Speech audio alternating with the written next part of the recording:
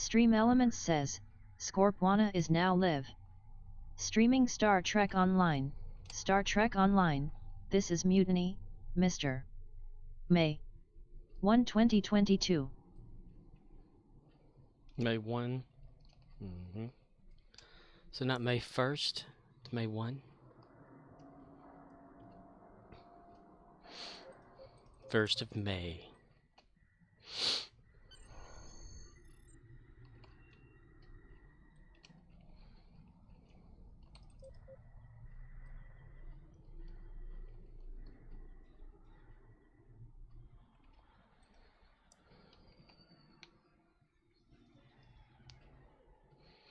Got no reason but to still go on.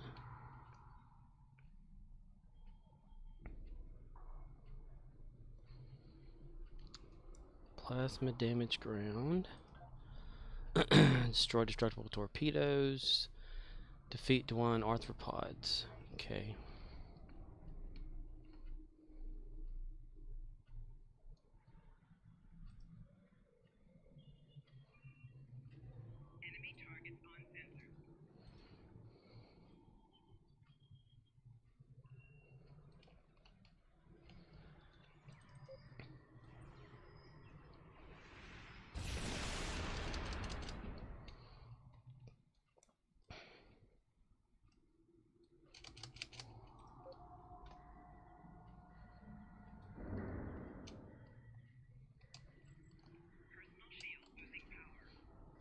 Good afternoon, everybody. I know I haven't been introducing myself or the stream in a very long time. So I'll just go ahead and say hello. CMDR_Rizzle says, dude, I saw another streamer do a Dyson run last night, and with all the elite marks and boss dinos he slayed, he made almost 200k dilly dilly. Wow. Oh, said shit, let me try that. Was on Dyson ground solo LMAO, cleared a zone by myself, but couldn't slay the dino in time. Oh, wow. Hello, Riz. Wow. Yeah, see, it's a good place to get the lithium.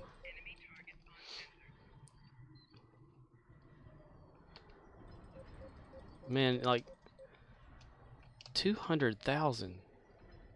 Son of a bitch. That's awesome. Yeah, it's like the more zones you get and you capture and stuff, like the more of a payoff and all that. Supposed to be.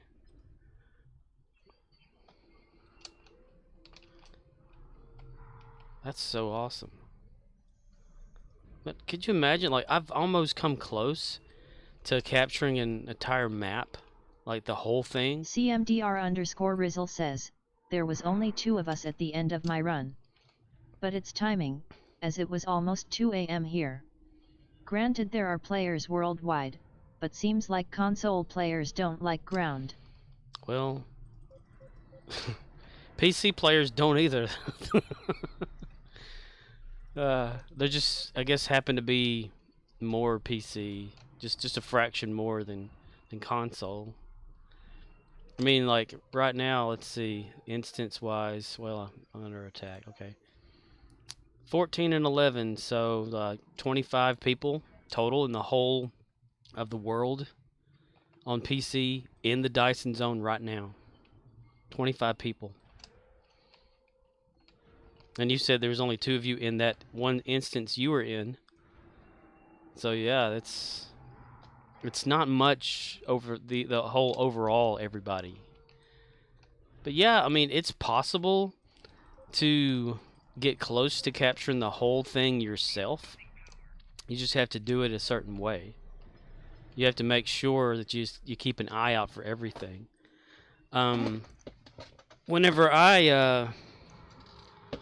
when I tried it... CMDR_Rizzle says, not just the instance, at all lol, cause there was only 1 instance. Oh wow, only 2 of you the whole time. Son of a bitch. That is so sad, dude. Man, if I had a console, I'd be on Dyson every damn night. As you see on here. Son of just the 2 of you the whole... So you can think of it, the whole Xbox console, gaming for Dyson, or for not Dyson, but for Star Trek Online out there in the world. 2 people were at Dyson in the whole world. That is sad, that is so sad. But yeah, I mean, did you get a lot of dilithium anyway? Like just going around capturing zones and stuff? Yay! Maybe I'll get like a mark. 7. Yay! At 7. Man, I should have stayed over there and collected their shit. Let's see. Okay. CMDR_Rizzle says, I made about 3K in an hour-ish.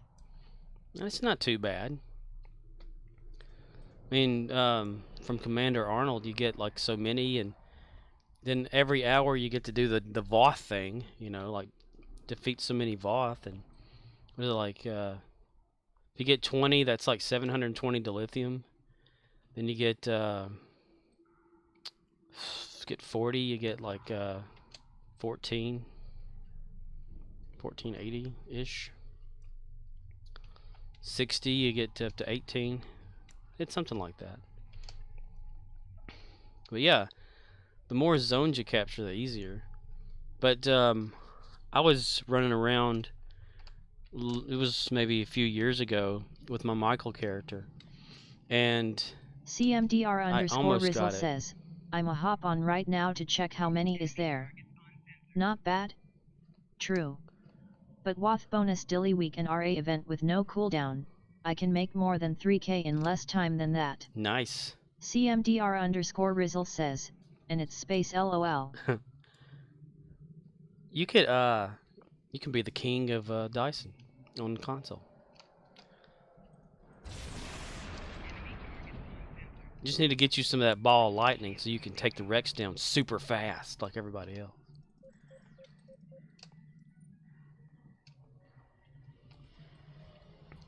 And also get you that the little ship guy to help.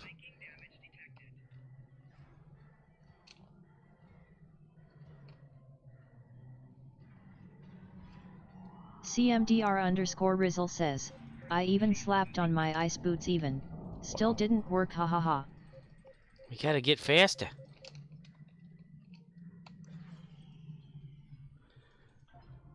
We can increase your speed too. Get you that what do I have here? It's back in the fight. 20% run speed. Well, I don't know that the Rex times out as much as it does. I mean, that shouldn't be a factor, but if there's only 2 of you and the Rex shows up, did the other guy take down the Rex before you did? Is that what had happened? Rex. The erection. I had like a little strategy whenever I would go full Dyson. Because this is nothing compared to what I used to do. I mean, when I would play, and this is before streaming. CMDR_Rizzle says, it reset before it died. Oh, okay. Damn. Yeah, it timed you out. It thought, okay, nobody's gonna get this, so whatever. That sucks ass. That's really sad. That's really sad. Sad.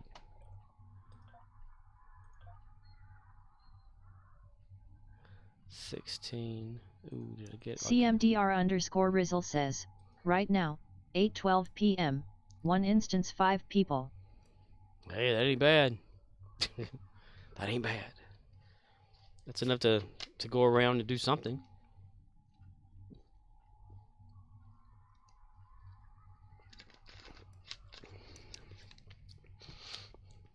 But yeah, you get you the one little ship. And that way that could attack or keep attacking one Rex in the city, Get you some ball lightning, and we'll get you frost boots. Well, depending on like what's your character, is it tactical, engineering, or science? Because you know, science gets that little hypo boost, engineering gets nothing, and tactical gets acceleration. So I guess it's best to be tactical when you're on Dyson. Yes. Yes. That is sweet though. Watching somebody do a run.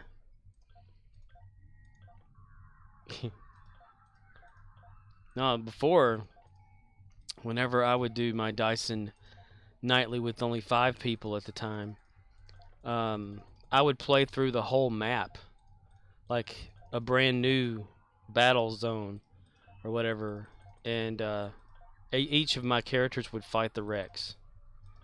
Like I would go through the whole thing until the Rex showed up, and do that for each one of them, and it would take a long time. I would rack up dilithium like something else. I mean, I wouldn't get anywhere near 200,000 though, but maybe 50. You know, because going through. CMDR_Rizzle says, if they wait in the main lobby area or by the Dino spawn. Yeah dude, Trizender, was using BAL obelisk and Pavo crystals and would run to next area. I'm an engineer. Yeah, I was sorta hoping you'd run into each other but you had already logged off. Oh, you wanted me to like? Was it him that did it? That did the 200? Is he trying to make a competition out of this?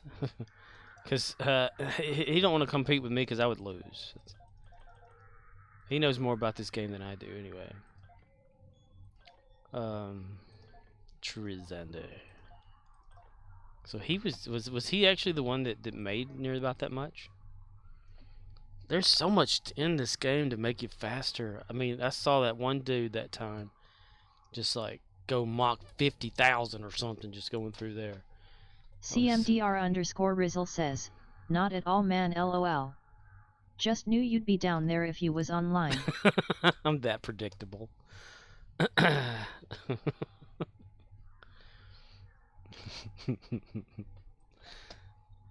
Yeah, that's very true. It's very true. Did I do this here? Yeah, okay. That is so true. If I'm on the game, if I'm not a certain character, I'm definitely going to be on Dyson. Depending on what time it is. And I have been known to jump back on later on. Let's see. O'Neill. Michael. There we go. I mean, I'll like later. I'll get drowsy, sleepy, or whatever, and lay down to go to sleep for the night, and then wake up like 2 hours later, and jump on Star Trek Online. Continue playing a little bit. I need to really play my Archer character a lot to get some more dilithium built up for his reserves, or more Dyson marks, because it's making me nervous that it's getting close to Ryza time. It's like in what, 2 months? Is it usually like the 1st of July? I think that was last year was 1st July. CMDR_Rizzle says, he took time during his stream and cut off all sound commands so he could do a YT tutorial and stuff for his run. He said he used to be down there like you always are when it first came out. He said it's his favorite battle zone. Cool. CMDR_Rizzle says, I forget when they start that event. Well, last year, I started streaming the first day of Ryza, and it was on. The stream shows that I put it on here July 1st, or well, I put it on the internet. So I'm guessing it's that. And it ran for 30 days, so it ran for like the rest of the year. I mean, not the rest of the year, the rest of the month. So it's around July. It just so happened to hit July 1st. So I'm thinking it'll probably be again soon. Soon. You also have to catch this just right, too. CMDR_Rizzle says, it's usually a Tuesday or Thursday. Yeah. And I think it was a Thursday this last time, if I like look back. 'Cause that sounds about right. Let me pull up time on Windows here and go back in time to, whoops, went too far. July 1st was on a Thursday last year. Okay. That makes sense then.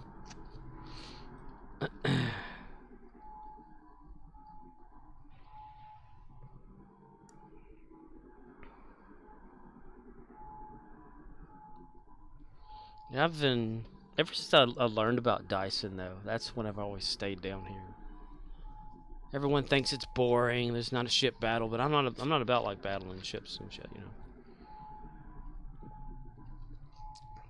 I suck at it. So, if you're on engineering, you really don't have many options to for speed, unless here's one thing that I'm trying to figure out. If you have a tactical officer and they have motion accelerator, they can give it to you. So that could help you with your running. I don't know if we can make it stack though, because they get it longer than we would get it anyway. They get like motion accelerator like out the ass, super fast. Oh damn it! Fuck. Just making a tutorial, huh? For YouTube? That's interesting. I should watch it.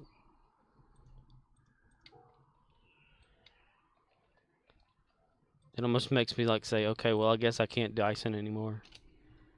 The master is Dysoning. So therefore I must not Dyson anymore. I have to find a new home.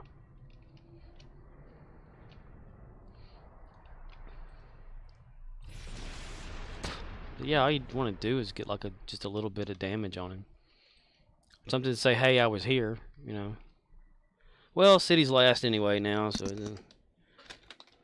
he must have hit it just right for them to not ball lightning the shit out of it.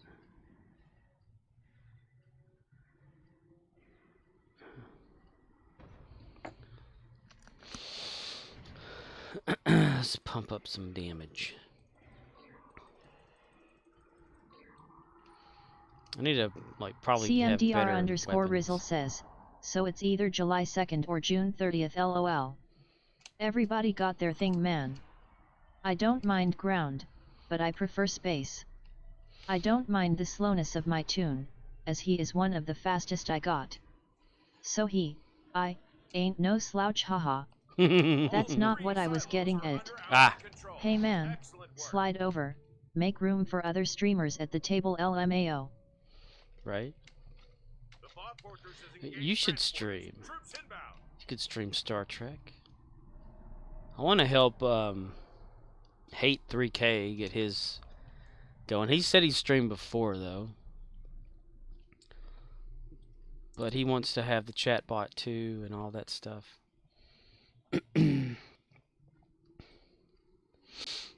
Oh, let me just jump maps here.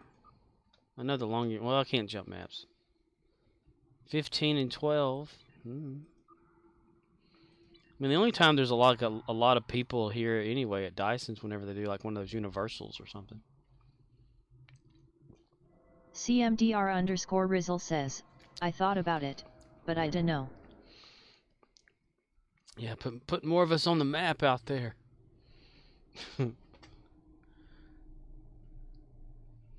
Well, I told myself that I would stream for a year, and just to see how well it does for me or whatever, if I had fun with it. And it hadn't worked out the way. It's not about money or anything like that. I just CMDR_Rizzle says, because at my house, I never know when I'm gonna have to get up and do stuff to help out. Yeah. So you don't want to like cut into whatever you're doing and be obligated to like just stream for people. Well, that's why I kind of do it when everybody's asleep.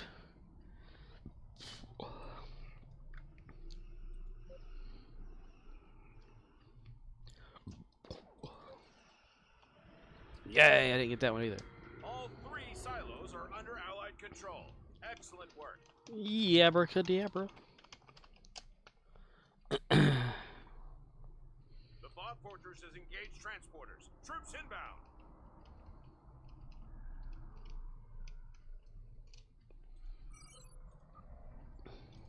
Let me go back to that one.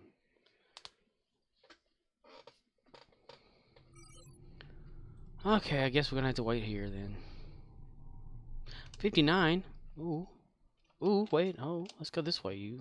Yeah. Let's go this way, everybody. Guys. Let's go this way, guy.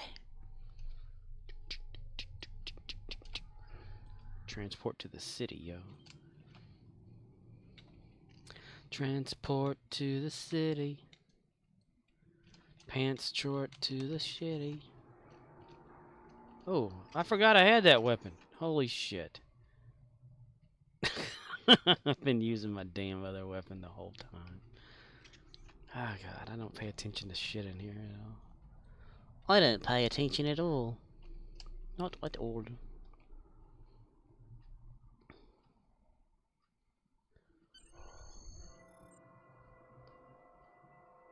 Whoa. Go back to Halo, you swarmer.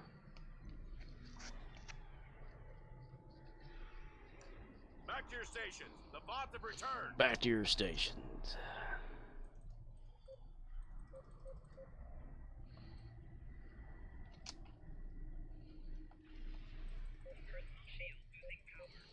I wish they would put some first-person shooter into this game. Like, actually stuff, like... CMDR_Rizzle says, new Trek this week. Oh, hell yeah. That's right. It's like, what? What was today? Sunday? So Monday, Tuesday, Wednesday night / Thursday? Or Thursday morning / why did I say Wednesday night?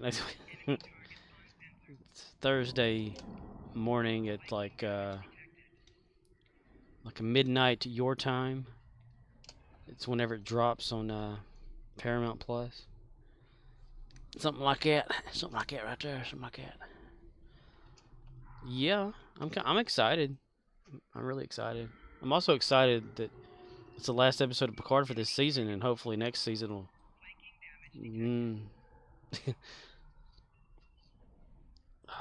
It's not that I don't like Picard. It's just that I wish they would have hurried it up. There's something about Discovery and Picard. What could be like a 2-part episode arc or something seems to stretch the whole season. Very slowly. It's like filler episode, filler episode. Oh, here's some progress, filler episode.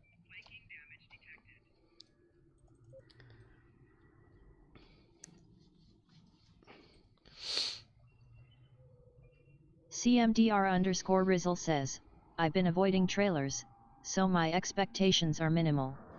Hurried it up? It's only 10 episodes a season with no fillers. Oh, it's 10 episodes? Oh, dude. So that means there's 1 episode left. CMDR_Rizzle says, it's probably gonna bleed over into S3. They had announced something about, well, if you don't want spoilers, I'm not going to say. But there is going to be a season 3 but we all knew that. Free falling. Oh, don't be shooting me through the wall, you dumb it. Okay. Now we're free falling. Dr. Lame-ass. CMDR_Rizzle says, they filmed seasons 2 and 3 back to back. That's awesome. So they've already kind of got like a lot of it probably filmed then. If CMDR_Rizzle says, Sir Pat Stu ain't getting any younger. For real, yo. I kind of felt sorry for him in that one episode where the little girl was pulling him and he was having to run. Thinking, oh, well, hey, watch it, little girl.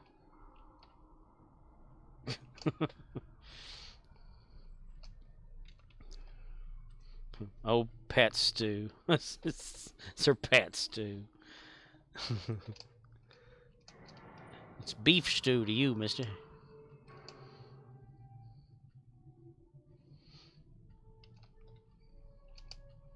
I don't know. It just, to me, seems like they should have already done something with this past thing and gone back to the present to have more of that story, you know. But that'll probably like be maybe the last 2 minutes or something. CMDR_Rizzle says, Serpent Stew. Serpent stew.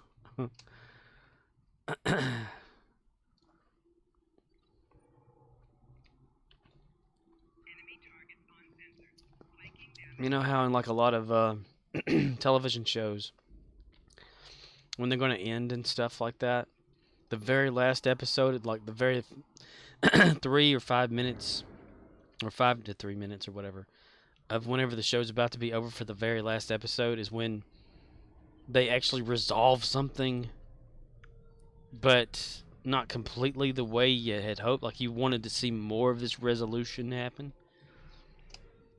Like Smallville, for instance. How, okay, the last one... No. It was like 30 seconds of Smallville. We saw Superman. That was it. You know, everybody was like, what the fuck? Uh-huh. So, yeah. I wonder if he's really in there. Oh, we can't tell, can we? Ah.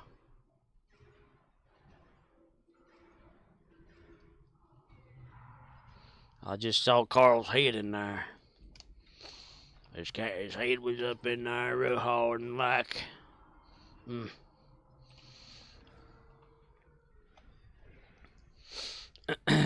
I'm kind of wondering, like, on Picard though,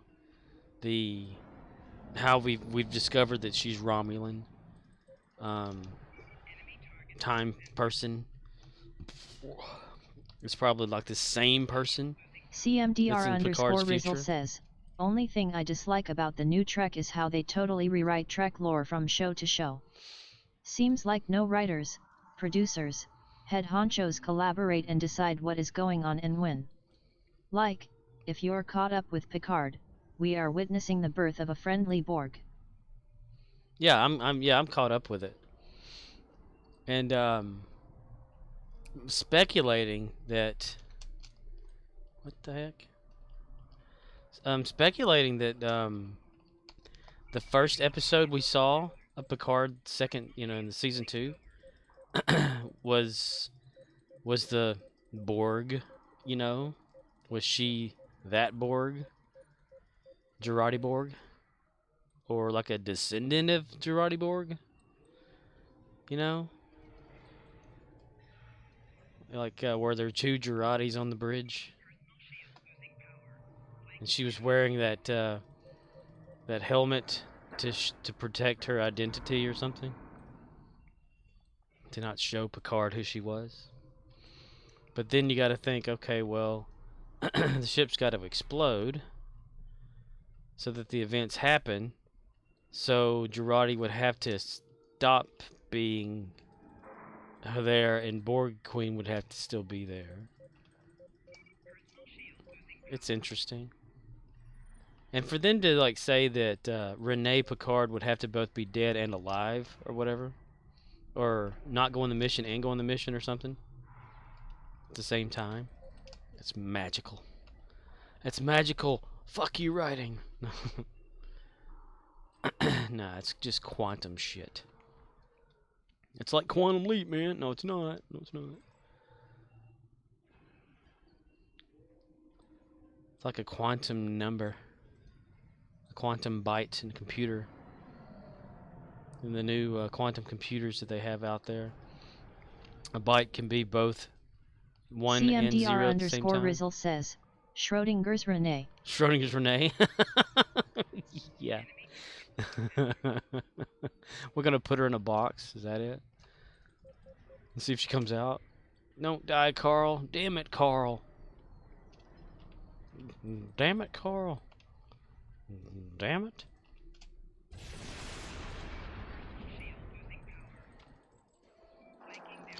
got on the wrong side of him.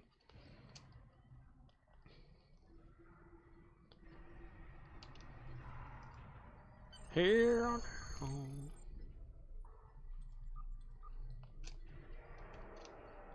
Damn it, these things, I swear. Coral! Coral! Coral. And Schrodinger's Renee. It's almost like you are saying, like, okay, she's in this space capsule. Either she did go up or she didn't. We're not going to open the capsule to find out.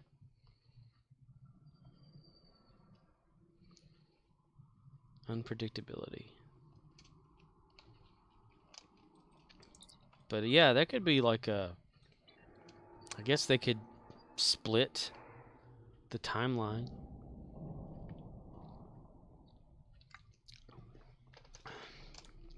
Kind of seems that's what they did in a way. I mean, did Q create the new reality that Picard and them were in, or did he merely shift Picard and all of them into the lives of these people, into this reality? That the two realities are parallel, you know, running simultaneously because of the change that happens in the past.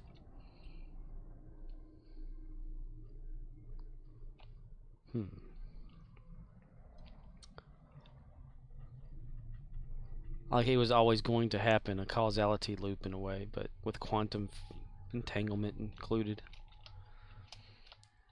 Causality to create two separate timelines where Rene Picard did and did not at the same time. Is it or is it not true that it isn't true? What? To think about stuff like that can throw your head in a loop. If you watch Doctor Who, it makes a total sense. Oh, yeah. CMDR_Rizzle says, Q, Delancey, wouldn't create an environment in which he is mortal. Not his style. He was against it during the Voyager episode where the other Q wanted to commit suicide. See, I don't remember all that. I need to rewatch Voyager or something. Or just rewatch the Q episodes. I just remember them being like against each other, like Q in like a Civil War thing or something. They're standing out on a road or whatever. And Q Jr. or something like that. I remember that happening. Yeah. Well, my whole thing, like, with Q, since they're supposed to be, like, at any time in the continuum of time itself, or what we consider time, they're always there. Like, this Q is always there, and it is this Q. Spanning across the whole timeline is the same Q at the same time. He just chooses when to jump into whatever he wants to do to mess with Picard or Janeway, Cisco. CMDR_Rizzle says, but he'll probably die, and get replaced with another Q like the girl Q in True Q, who saved Riker from a wharf barrel or whoever really, cause Q is Q. From a wharf barrel? Yeah. Well, yeah, John Delancey is, you know, he's aged, so they would. And girl from the True Q, like in TNG, I think I know which episode you're talking about. She was like the sister on the Wonder Years. Way back. CMDR_Rizzle says, it caught him by surprise cause he was shocked he don't have Q powers no more. Yeah. So I was thinking though in my head, because that's where thinking usually happens. Like, is he taking the place of himself in the past timeline now, or is he two separate Qs of the same Q? And is his other younger Q self or other Q self aware of his current Q self? If that makes any kind of sense. Because a Q seems to span, like if they are individuals, seem to span across the whole timeline of what we conceive to be like from 0 to 2000 or 3000, whatever is in Star Trek. What is it, like 23rd century, 24th century, something like that? So it's a 24. Okay. But it's Arcanoloth the says, same Q. time is a dimension of our space-time. Q continuum exists outside that. Yeah, that's kind of what I'm getting at. Like, they aren't a part of it. So if he were to go back in our time, is he still the same Q that's back there right now? Like, is he there, or is it his other self present, still with powers? You know, how can he just all of a sudden stop having Arcanoloth them? says, we are not used to thinking about things outside of time, so this will just lead to our head hurting. That's right. But I love head hurting. CMDR_Rizzle says, Q paradox. Dox. Encountering yourself would cause an explosion that would end all life everywhere. That would be awesome. It would be like in Time Cop. But it's a multi-dimensional type thinking, you know, to where we're used to third dimension, fourth dimension being time, apparently, or whatever.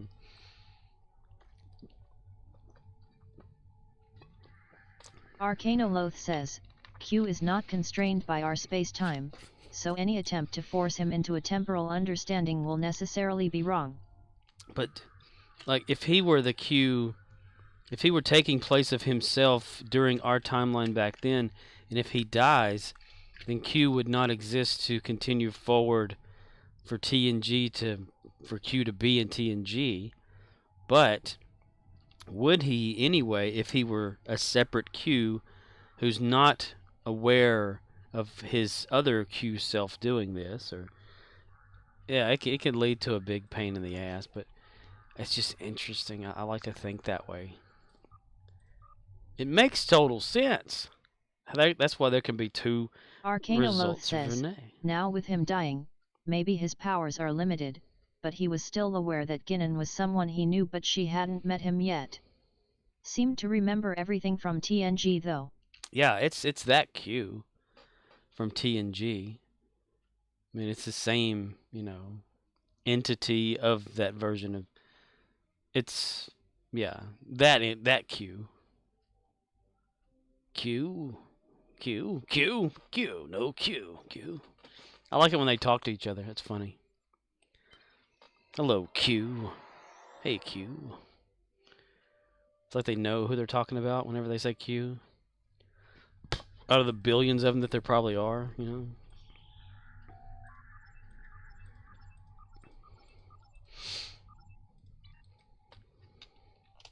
Arcanoloth says, Voyager made a big point that our mortal awareness is too limited to perceive or comprehend the continuum, so they have to put a layer over it that interprets it when we visit. Yeah, that's what Q was like telling Picard or something at one point in time, I thought. Or was that in one of the Q books where he explained that too? Like, I think Q took Picard and Data to the continuum, but he put like a filter over them because if they were to see the Q for who they really are, it would like fry their eyes and their brain would explode or something.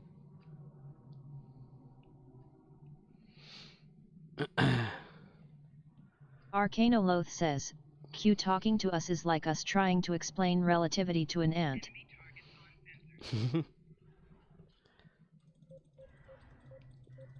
Yeah, they're completely outside of the norm. CMDR_Rizzle says, even Picard visited the continuum in novel I.Q. Yeah, novel IQ. I think that's what I'm thinking of right now.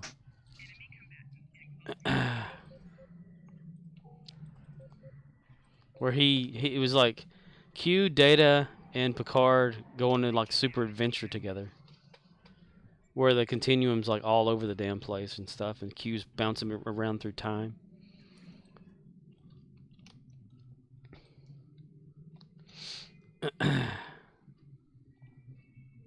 Q. Even Trelane is in there. Arcanoloth says, normally impossible, but then imagine the ant gets a glimmer of what we mean for just a moment, and then loses it. Haunted by the experience, they abandon their normal life, looking for answers. This is the stuff of cosmic horror. Yes, that's what they call God and religion, right? To try to understand. I do like that one, I don't know if it was in the IQ book, where Q actually talks with God or something, and is unaware of what the entity is, because it's above Q.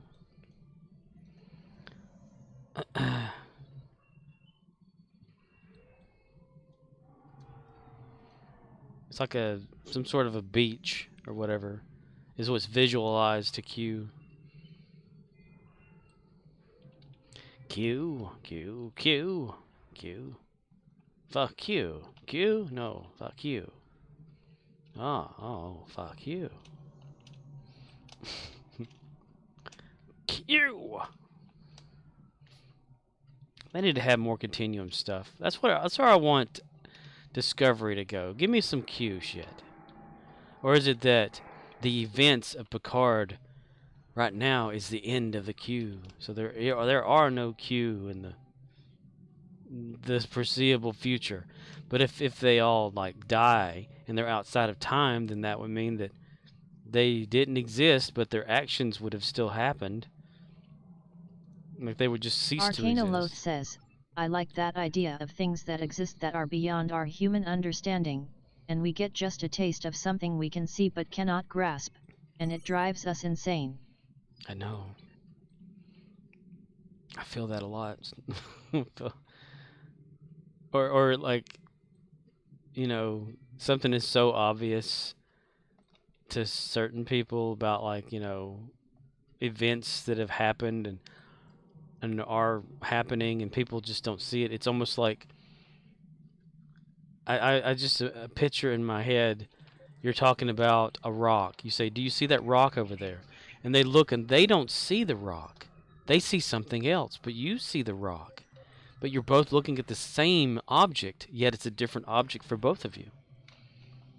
And you come up with Arcanoloth says, I don't think the TV format is ideal for telling stories about something so drastically alien, at least outside of the horror genre. Voyager's Q episodes were not great. Q!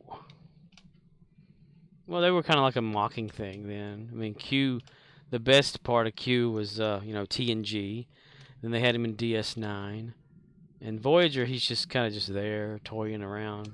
You get like a child Q and a different Arcanoloth Q. says, Q works at best when he comes in, starts fires, and our characters have to put them out. He is the sriracha sauce in the chili, a bit goes a long way. He's like he actually creates the problem. If you think about it. I mean, it's all about like, like the whole thing with Picard, right?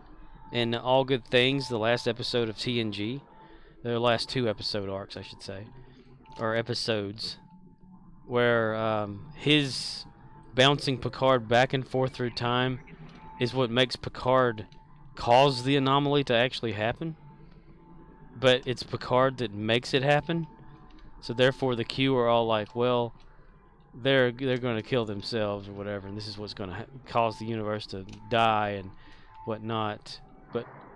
But if Q hadn't stepped in and made Picard travel back and forth, then it wouldn't have been created in the past and the future and to affect the present. But yet it was there, so it had to have happened already. If if Starfleet sent out a message and said, "Hey, there's this temporal anomaly or some shit like happening out here. Y'all need to get out there and check it out." I mean, that means that the motion's already been set, and that the events of All Good Things already took place before they took place, and they just caught up with themselves again, to where only Picard was affected, because he was the only one that it happened to. Damn temporal time problems. Like when Worf was switching between dimensions and realities and stuff, and it was his particular shuttle that caused it in a certain time, but yet whenever he goes into the shuttle to fix it, there's other Worfs in there with him too in that particular shuttle, which means they launched their own shuttle to jump inside that shuttle when it was only one person's shuttle that was affected. Why were there multiple Worfs in there? To the audience, it was to convey that, hey, yes, Surreal_Jew has started stalking you. Surreal_Jew has started stalking you. Hello, Surreal Jew. Welcome to the chaos of my mind. You are but a pawn. Surreal_Jew says, hey guys. Hey guys. Hey. How you doing? Hey. That's pretty cool. Hello there. Welcome to the meanderings and the multiphasic thinking of an idiot that is playing Star Trek Online. I'm your host, the idiot Scorpwana. And with me today is Arcanoloth. CMDR_Rizzle says, and salutations. Commander Rizzle is here. Arcanoloth says, I love the idea that Q has no friends, only a long list of entities he has tortured in the past. Think about it, he could set up a society of aliens that worship him as a god, and go there from time to time to check on them so they are doing well. Then when he gets his powers removed, he hides there and does his time. But now he just can't stop messing with people all the time, and that's why he got punished. Arcanoloth says, also shows that someone in the continuum understands the value of chill. Surreal_Jew says, greetings unto everyone here, glad to be here. Celebrating the last 10 minutes of my birthday here. Oh well, happy birthday, dude. Or dudette. Person. From around the world, perhaps. CMDR_Rizzle says, HBD. HBD. Coming to you live from Star Trek. Arcanoloth says, happy birthday. Surreal_Jew says, thank you guys, lol, appreciate it. Yeah, you gotta think, like, what if the Q we see is actually like a younger Q than all the other Qs, and he's just like in his adolescent stage this whole time, messing around, you know? Look at that. They're trying to revive the... That's so funny. I wonder if that's supposed to work like that or not.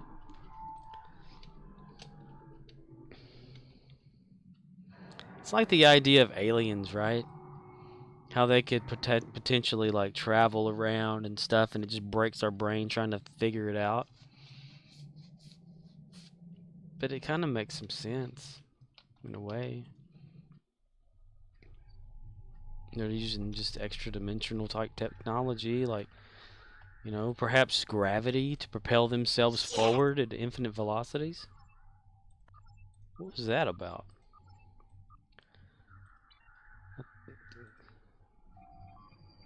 Huh. I thought I heard it go, "Saw!" or something like that. Watch out! Watch out! Watch out, you bastard! I'll get it all I got, you bastard!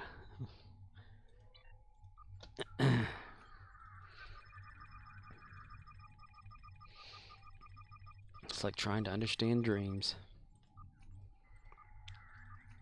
Mulder often felt that dreams were answers to questions we haven't yet figured out how to ask.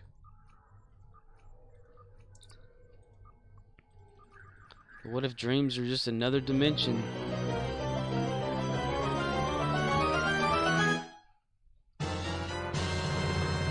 You got a skull key! You found a rock. This rock can bring you pleasure. You found a... Arcanoloth says, you found some condoms. Mulder had a serious 90s porn habit. Yes, and a waterbed that leaked every day that same day.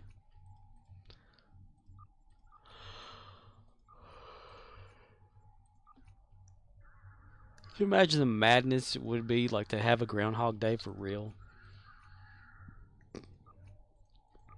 Not know how to get out of the loop. Being the only one aware. Having to repeat yourself every damn day. Oh my god, that would just drive me nuts. Goodness gracious, that would just be. And no matter like what progress you made towards something, you would have to redo that progress plus the new progress that you were going to have anyway. It reminds me of like the episode of Stargate SG-1 where, you know, Teal'c and O'Neill are the only two that remember the device on that planet that caused them to have start a time loop. And you know, CMDR_Rizzle says, that would suck chocolate salty balls. suck salty chocolate. All right, chef. Surreal_Jew says, I would attempt some rather scary things knowing I have a rebound net. Yeah, I mean, yeah, you would have like anything that you could do and you just reset no matter what. You can do anything to people, you can do anything about to yourself. And the next day you're just it's fresh, brand new, you know. But in that episode of Stargate, you know, O'Neill's sitting there with Teal'c and he's talking to Daniel. Daniel's like, "You need to remember this." He says, "Why do we need to remember it? I thought I wrote this down last time." And he says, "You know, you wrote it down, so it's not gonna, you know, show up, you know, because it never happened. So you don't write things down, but then you have to continue to write it down every single time the new stuff happened.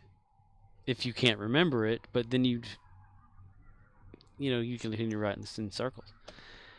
It would be a pain in the ass. That's for damn sure." Surreal_Jew says, one day I destroy the country, the next I make Papa John's buy out every fast food chain in one day. Enough practice will make perfect, fellas. There you go. Well, it's like in Groundhog Day, the movie with Bill Murray.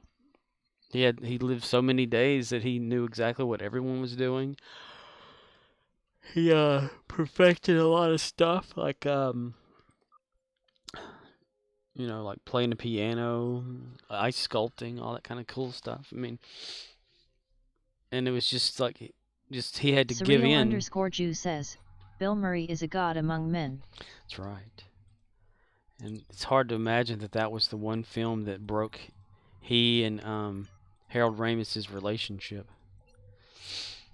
Up to the point where when Harold Ramis was dying, they finally mended a little bit, but not a whole lot because he was dying. But yeah, the only reason that the loop broke is because he gave in to his kindness and whatnot, and he just stopped being selfish or something like that, and was narcissistic. And time continued. Makes you wonder if that really does happen. Think outside of the normal way of thinking and say, okay, well, what if there's a glitch every once in a while that has to have certain people there, and whenever the person is reliving the same day, they only remember the good of that day, and then like the next day they forget they were in the loop.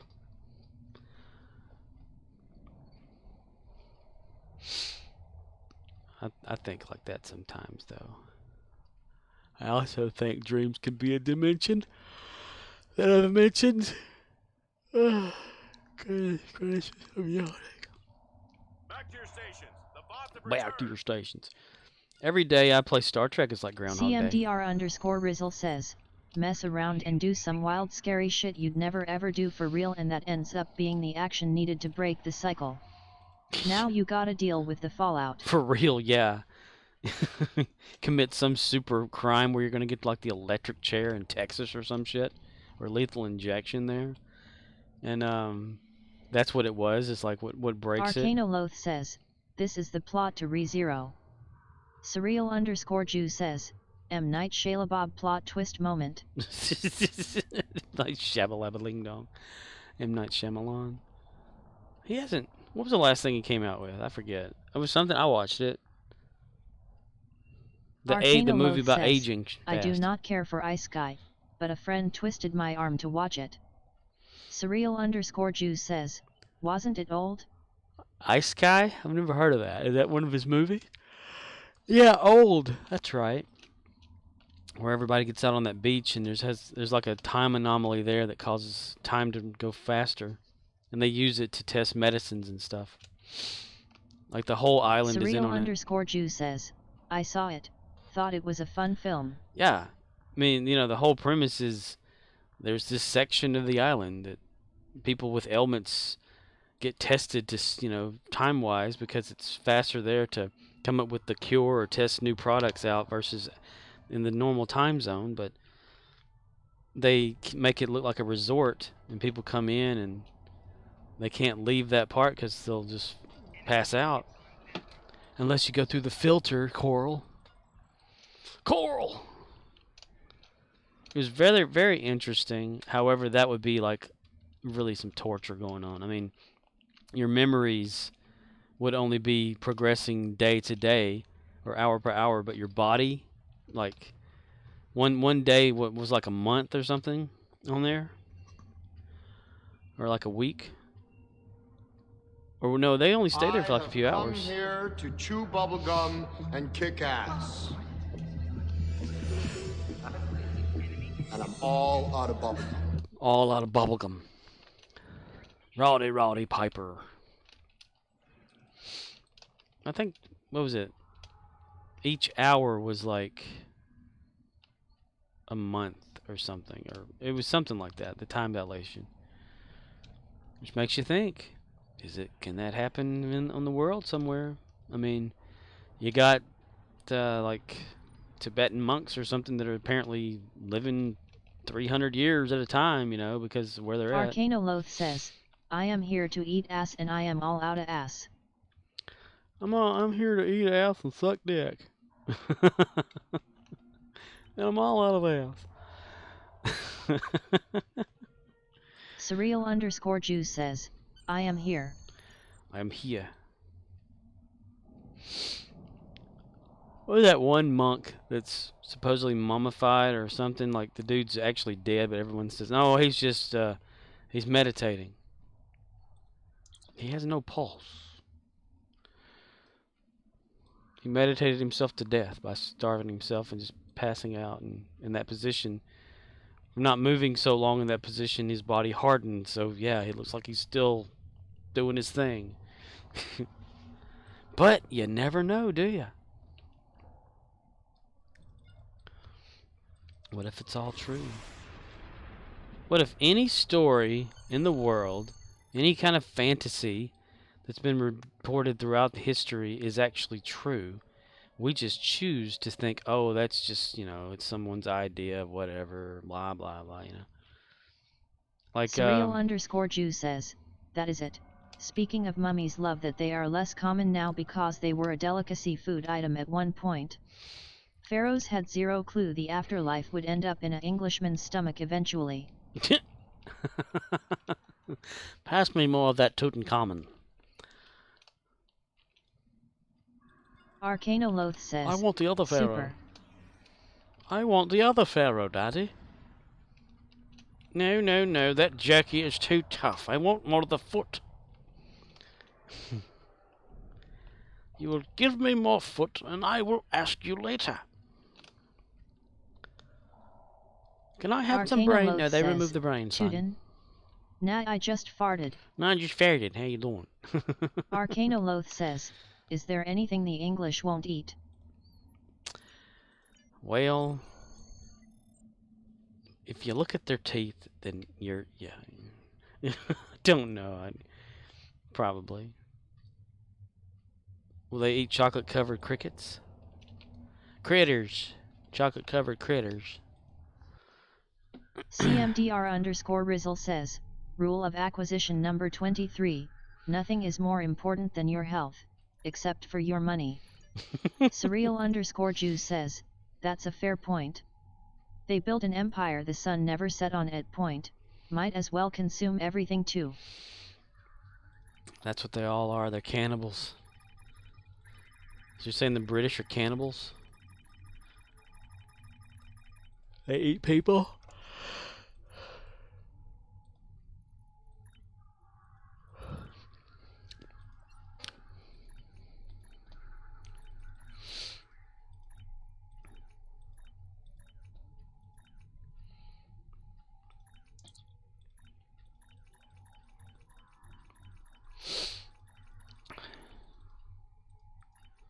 There's a bunch of weird shit out there, though, in the world.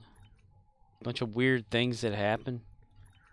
You know, like the Bermuda Triangle and all that. Surreal_Jew says, British are more like devouring swarm hive mind dudes who just adapt and improvise. The Borg! But with food. What was that movie? It was in a different language, but they dubbed it for English. Then I watched it. Where the people go into this place or whatever, and there's this huge food table that comes down. It hovers or something like that in these levels in this floor. And 2 people are put on each level. And whoever, they have the table like sit up there at the first level, and it's got all the brand new food. And then the table goes down to the next level, and they eat the food. And then finally, when it gets to like Surreal_Jew level says, 100, oh shit, I saw the trailer for that last week, looked brutal. yeah, and if you survived or something like that, you got money, you did something or whatever. But it turned out that it wasn't about that. It was just really wild. Like if you were the last one down there, you got nothing but everybody else's bones, you know. And that one guy was like, you know, only take a bite of something or whatever and send it down so everyone gets to eat, you know. And it was breaking the system, and they didn't like that shit. I can't remember what that movie was called. It was pretty good, though. Different idea of a movie. Here in America, we always think that our idea of movie is what the movie should be, but as it turns out, other countries got some pretty good shit. You just can't understand it because we think, oh, our language is dominant. No, it's everyone's language is the same. It's just we can't understand each other without translations and learning stuff. But I think they've primarily, like, science-wise, I think they've said, okay, English, you know. Like, the common language to speak to everybody and whatnot.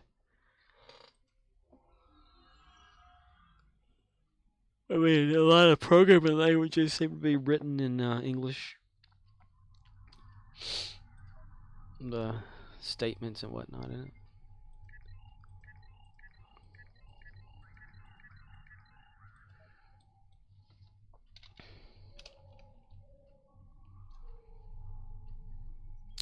In constant sorrow through his days.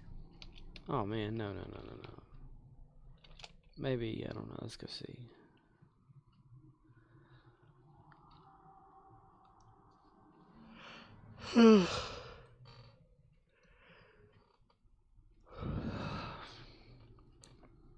We're all living in a simulation.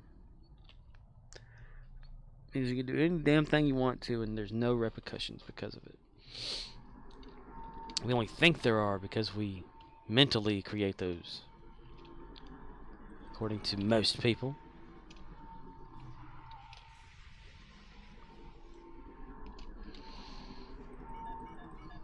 It's like you can break your arm. Your arm's broken. No, it's not. It's dangling from your, like, wrist. No, it's not. I can literally see the bone sticking out of... No, you can't. Alright, man, whatever.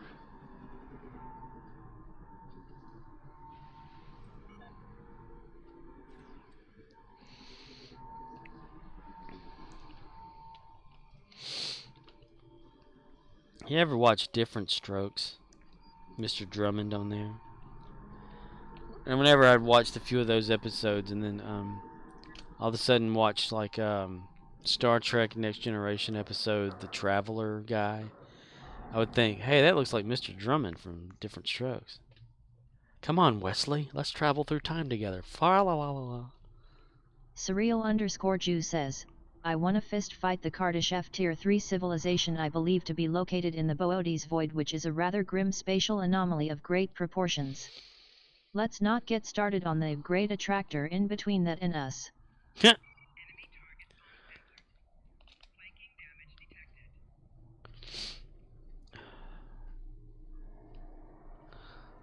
Like in real life or on Star Trek? Fist fight the Kardashev Tier 3 civilization. I believe it was located in Bhutan's Valley, which is a rather grim Surreal special. _Jew says. Both? Both. Both without an L or both with an L? Both or both? Some people actually say both.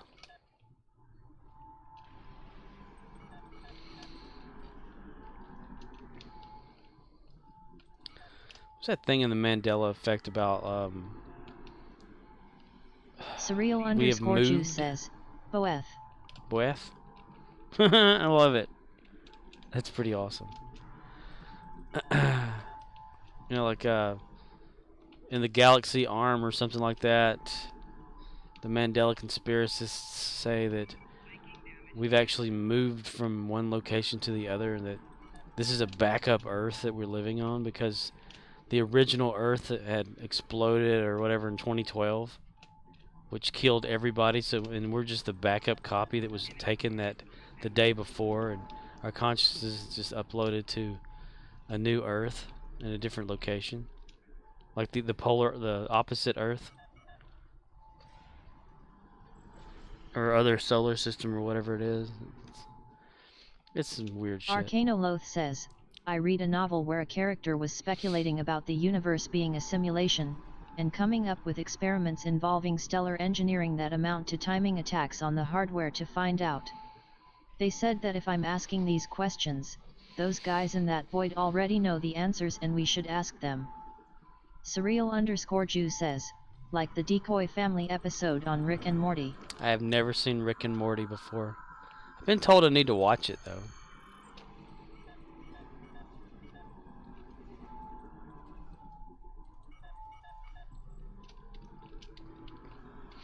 That's true. Any answers you're wanting, questions, or any questions you need answers for? Arcanoloth says, Already answered. watch one EP of Rick and Morty, tell us what you think. Tell us what y'all think. Surreal _Jew says, it's good but I understand not wanting to at the same time. Well, it's not that I don't want to watch it, I just never have. I don't even know what channel that comes on. And I don't even have the channel to watch it if it come on that channel, because I got just basic television. And a Roku. And I don't pay, I'm not going to buy like a subscription to something to watch. That's for damn sure. Arcanoloth says, Cartoon Network has a 24/7 stream on their website. 24/7. Surreal _Jew says, nice. Nice. Cartoon Network. I wonder if they have an app that I can install on the Roku. Orokosaki. Shredder. Let's see, do I have? Yes. And do I have? Nope. Damn it. Okay. I need. We're gonna talk about what that guy on that show wanted to talk about. He's that annoying guy on the Ancient Aliens show that comes on the History Channel.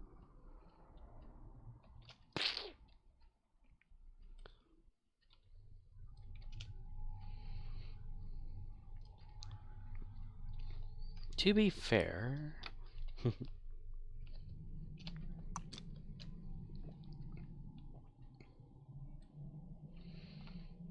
come along, gentlemen.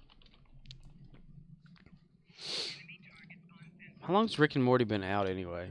I've never looked it up. I don't think I've ever asked. If I have, I've forgotten. CMDR_Rizzle says, how would you know? You even watch an episode of that during your free trial? Haha. Well, I did have that free trial of Amazon Prime at one time, but the trial ended. Then, I ended it. Then it said something like extending, so I extended it. Watched a few things, but I never watched Rick and Morty.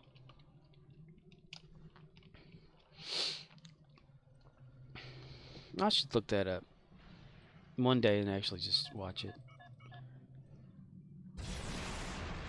Of course, depends on who's writing too. You know, whoever wrote the characters and stuff, and may have like thrown some wibbly wobbly timey wimey stuff in there. CMDR_Rizzle says, Ancient Aliens my dude. Just heard you mention something about it. Oh, that, yeah. Well, I watched it on Amazon Prime when I did have. I thought you were talking about Rick and Morty. But okay, yeah, Ancient Aliens. Whenever I had that free trial, I did start watching from episode 1 up until the point where they took it off of there. It's like it's no longer available. I'm like, what the hell? So then I put on there the History Channel app, and it has the episodes on there too, for free with like little commercial breaks or something like that in it. And so I started watching them there too. And every time that I would turn it on, I would be laying in bed or whatever, like about to go to sleep, and I would actually doze off because the guy with the wild hair was talking. And then the guy that other scientist, it always just jumped out at me as one of those wild and crazy type of talkers, you know, where they uptalk whenever they're at the very end of a sentence. CMDR_Rizzle says, LOL Giorgio. Giorgio? Who's Giorgio? I'm gonna look this guy up. Giorgio?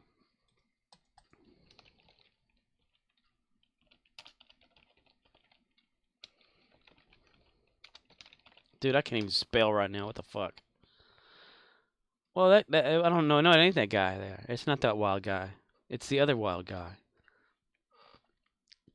CMDR_Rizzle says, Oh Childress, yet I know who you talking about.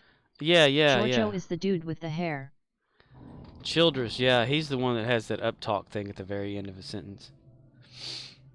It's not like that other kind, where people talk like this and put a question mark at the very end of everything, you know? It's just, he's got this kind of weird talking, like he's so sophisticated and has a pine cone shoved up his ass.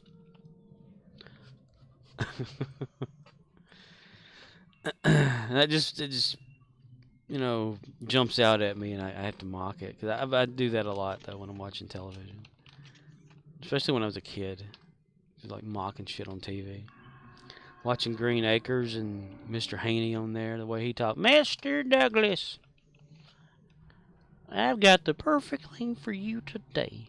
I could do that a little better, but I gotta be quieter. I can't be too loud. CMDR_Rizzle says, reminds me of an episode of Third Rock, with the snobby Northeasterners doing the posh accent. The snobby Northeasterners doing the posh accent. Oh gosh, that makes me think of an idea I had as like being an experiment with the populations or something. Like, what if you transplanted, say, the whole like New York City, you know, with say down here in the country where I'm at. You know, I'm not in a country, but in the country. You know, Southerns. Take all these rednecks and stuff and put them up there and put all the New Yorkers here, and how much of a difference would that impact the populace, you know? Would it cause, like, chaos, transplanting like that? Like all these little hicks and stuff that don't like technology. I'm right there, side of the devil. Put that thing down right there. Bye. Of course, I've got a demented way of thinking. I always thought it would be kind of cool to, like, have two kids, like, you know, born or whatever. You know, CMDR_Rizzle says, well, we technically are an invasive species, lol. Hey, we would destroy shit anyway, right? Aliens abduct us, put us down on a new planet, we'd kill that planet in no time. Carbon emissions and all that kind of stuff would go up. Ozone layer of that planet would die off real quick. That's what we humans do. We just jump planets. Is all we've been doing our whole damn existence. Eel. I'm gonna try the shuttle thing again. One little ship, mister. Just don't get caught up in fighting something I don't want you to fight. And you did. You son of a bitch. What the hell? That thing was firing twice. It was shooting out of its ass and out of its front. It was vomiting. Shoot that guy. Shoot that thing, damn it. CMDR_Rizzle says, so, about these channel points. Yeah, they're kind of useless. Damn it. Runabout shuttle, you little bastard. You little bastard. About these channel points. Let's go to the park. How many you got? My whole achievement thing just shot out of the water with the way this damn thing worked. So I can't do that anymore. Son of a bitch, this city. I was gonna be like, you know, use so many points to like. CMDR_Rizzle says, 62K. Cool. Wonder what the limit is. Like how much you can get and all that. How much do I have? Probably not much. How do you check? Nothing to unlock.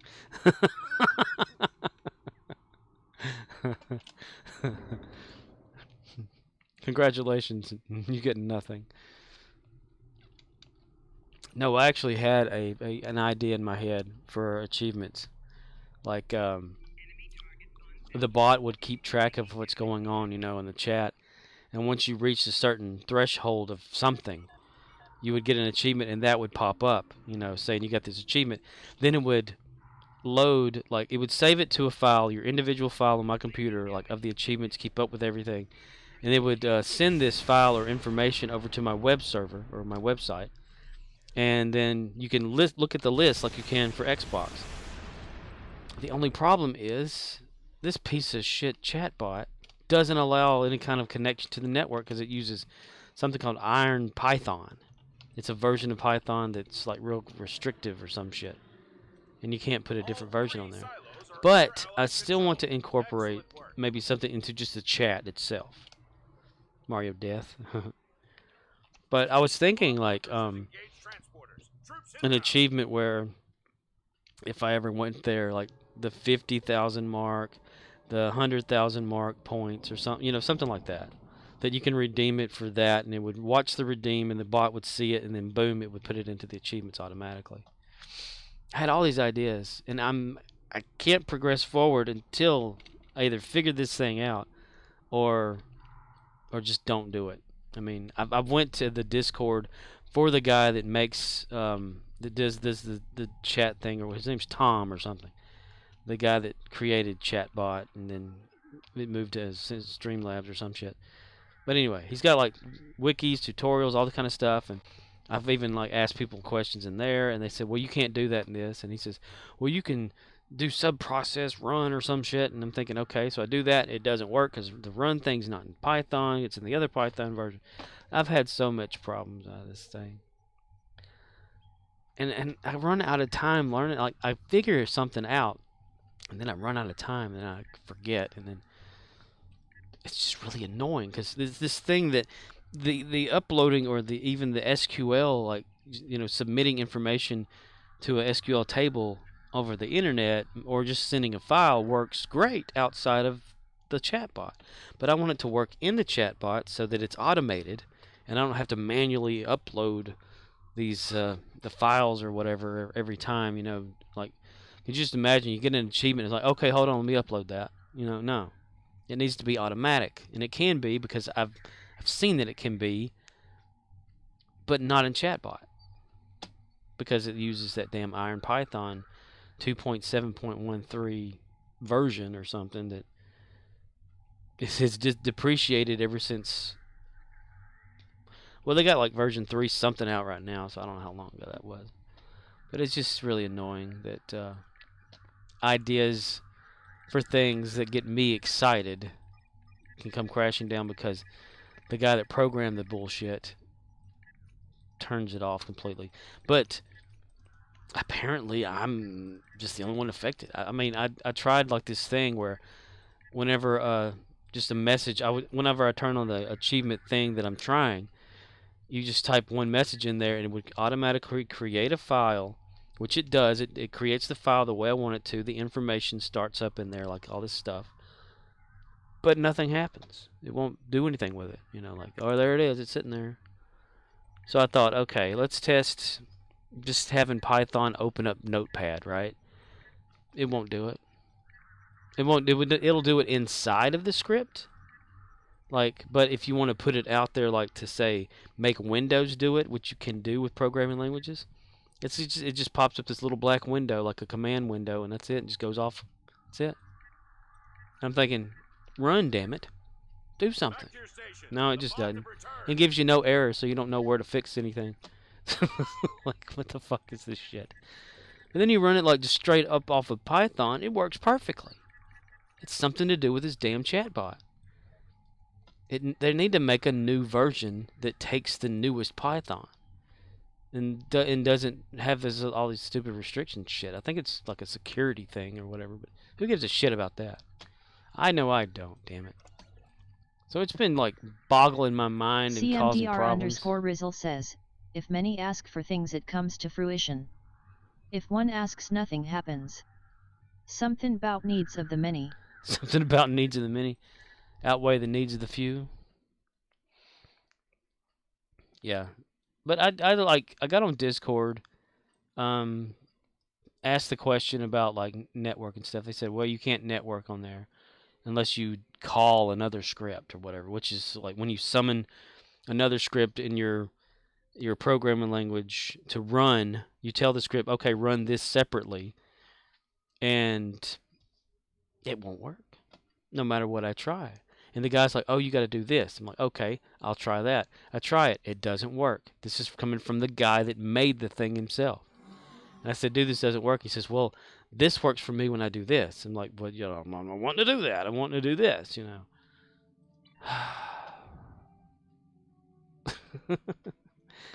It's just a nightmare. It just bugs me that I have this idea for something and I can't do it because technology won't let me do it. You gotta catch up to the technology like George Lucas on Star Wars or some shit. It's like when I started making websites and stuff years ago. I knew that I could do it. I just didn't know how to do it yet, what to use to do it. So I taught myself how to do a lot of it, which impressed a few people for some reason. They're like, wow. I'm like, what do you mean, wow? I mean, just do it, you know. It's like whenever I was like building my Volkswagen or like putting it back together and fixing things on it without having any kind of mechanical skill or you know, knowledge about cars or anything like that. They're like, how did you do this? I said, well, I just did it. I mean, it's not hard. I mean, you just like, if you set your mind to doing something and you're obsessive compulsive, you'll get that shit done. Probably better than someone else would that would normally just say, okay. It's like getting on my Volkswagen thing, right? I put a headliner in it, like the thing above, you know, and above and on the ceiling, and it's I manually installed it myself. It's like the original kind that was in it way back in the '71, and I lined it up perfectly where it's centered and everything. CMDR_Rizzle says, do your RA daily? My RA daily. My RA. RA daily. RA daily. Damn it, why can't I think of what RA is? I'm stuck on, okay. Surreal_Jew says, I haven't gotten online for Star Trek all day. I am slacking. You're a slacker. I can call people a slacker. Surreal_Jew says, red alert, Oh, Captain. oh. CMDR_Rizzle says, sorry sir. Dude, I totally red like... alert. Well, yeah, I haven't... I need to get to the character I usually use for that. I'm sorry, I didn't understand what RA was at the time, because I was just jabbering. But this thing, like... the headliner thing in the Volkswagen, I mean, I'd put that thing in there, and people were impressed. They're like, "You've never done this before." And I'm like, Surreal "No." underscore Jew says, what's the next event after the red alert? I don't know. I know that somewhere around July we're gonna have Ryza. That's about it. But even this like guy that puts together cars for a living and sells them, like the old cars and stuff, he says, well, instead of doing all that trouble, I just like glue this carpet stuff to the top of the car. CMDR underscore Rizzle says, new episode for PC. A new episode for PC. I can finally get like through the thing here, the more of the reward for the second coming of Jesus or something. Everybody keeps talking about Jesus, Jesus this, Jesus Surreal that. underscore Jew says, Stormfall. I'm thinking Jesus need to hurry the hell up. Yeah. And then people will be like, no, don't, no, he died. And yeah, he died. Arcanoloth says, next event is called Don't Poop Your Pants. It has a 10-min timer, and if you move, you poo your pants. You pull your pants. If you stand still for 10 minutes, a winner is you. CMDR underscore Rizzle says, Cerritos comes to PC with yes, that. Cerritos? Surreal underscore Jew says, solid event. Are you talking about Rio's ship on Picard? Are they gonna have the bridge in it? Dude, I'd be all over that. If they like said, okay, someone get out there, model us a bridge of this or that, and I'd be like, I'm all over that shit. I'd open up 3ds Max right now. To hell. Give me some schematics, some blueprints, layouts, or whatever. Dude, I'll make that thing in 3D. It'd be a basic one because I wouldn't use shaders. CMDR underscore Rizzle says, that's La Sirena. Cerritos is Lower Decks. Oh, okay. Dude, it's been a while since I watched Lower Deck. Cerritos? They need to put the Orville in here.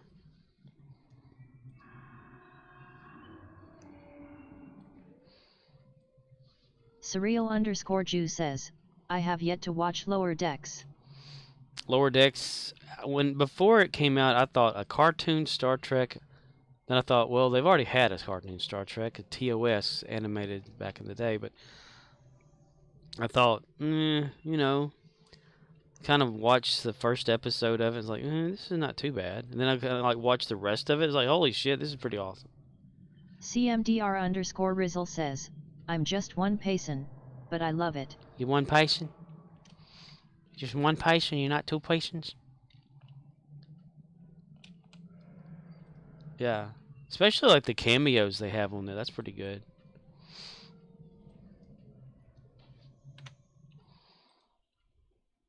CMDR underscore Rizzle says, 2 billion Argentine pesos, 1 payson.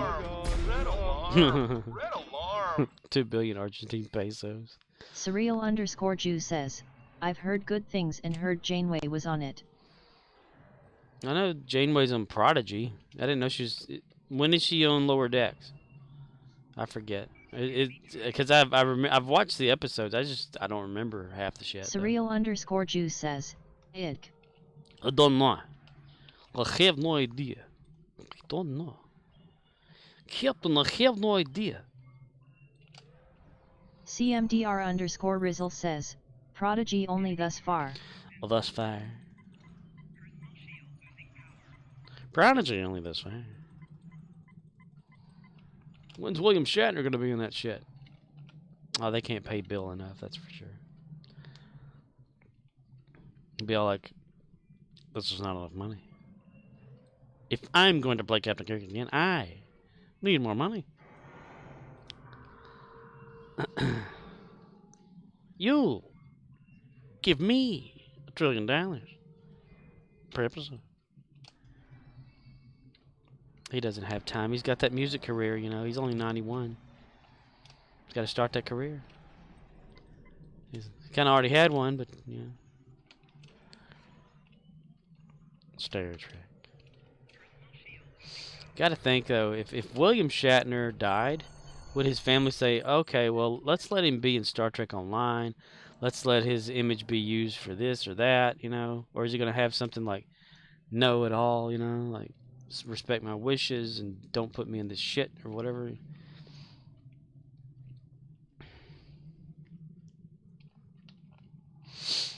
Like Star Trek's over for him. Not Star Trek, but Star Trek. Stare. Stare at me, Trek. Stare at me.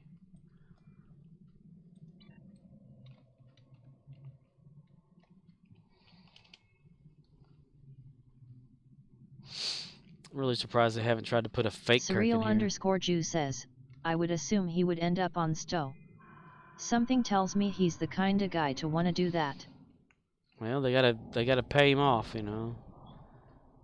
He's not on there yet. CMDR_Rizzle says, which isn't bad Trek but it is Nickelodeon, which devs say may hamper Prodigy content in Stowe. Yeah. They need to put that stuff on something that that true fans would want to see, you know. Give us some some serious cartoon Trek. I mean, like the animated series of original series. I mean, that was granted drawn awkward, but you know, but still, it was the same actors voicing the parts and pretty good storylines. I mean, my opinion. Surreal_Jew says, I wouldn't mind a revisit with the Undine on a TV show. Yeah. Put the Undine on there, get some Iconian shit going on.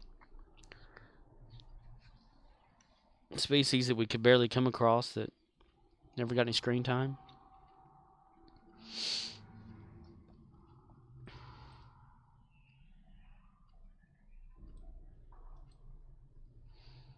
You will make our ship go.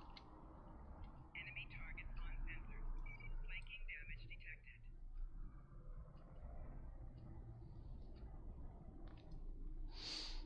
They need to stop changing the people up so much on there.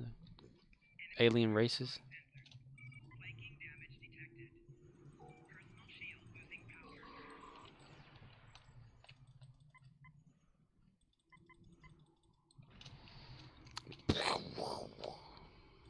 Surreal_Jew says, Icon Ians, Undine, Voth.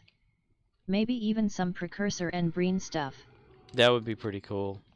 Bring in a bunch of stuff like in the Trek universe and who was I talking with that one day during stream about maybe a Klingon Star Trek show instead of like Federation this, Federation that, you know, one-sided, but have it a different species be the focus, like their ship. CMDR_Rizzle says, link to earlier convo in Discord DM. Link to earlier convo in Discord. District manager. District manager. You sent me a thing? Commander. Ah, okay. Okay, I see it. Gotcha. I got you. People run bots out here. LOL. Whoops. Zone.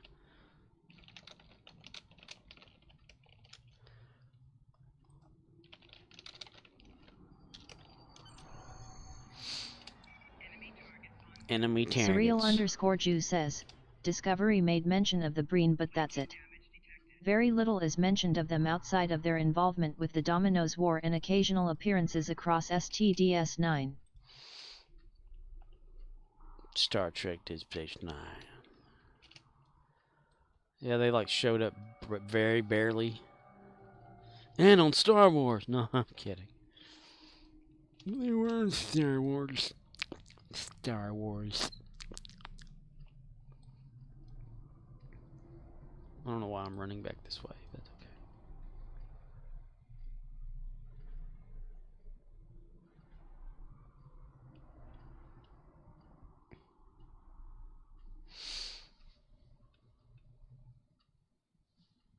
Surreal_Jew says, the Breen were referenced in TNG, but little was known of them prior to the Dominion War. Dominion War. I think that's one thing Star Trek Online does pretty well. It's like brings out all these other enemies that we barely saw. Gives us a chance to just visit the story arcs of some of those, even though it's not much canon on it. You know, not screen canon.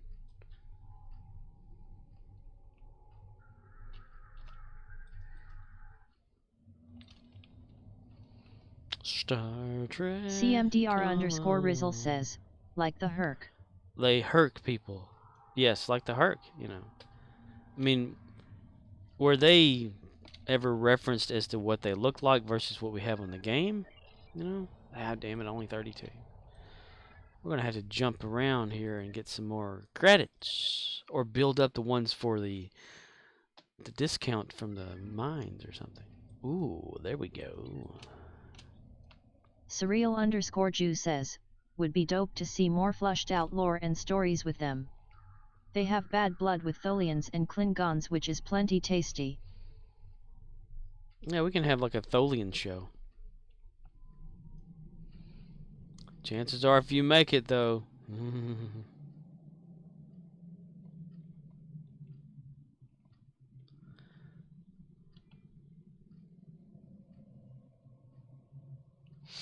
Ooh, look, someone's talking about CMDR_Rizzle says, Voyager had episode titled The Swarm but never ID'd them irk. Yerk. Enemy targets on sensors. Personal shield. Swarm.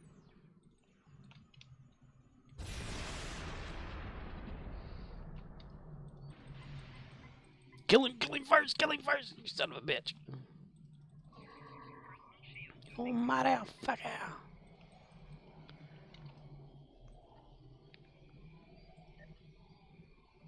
Enemy combatants in close proximity.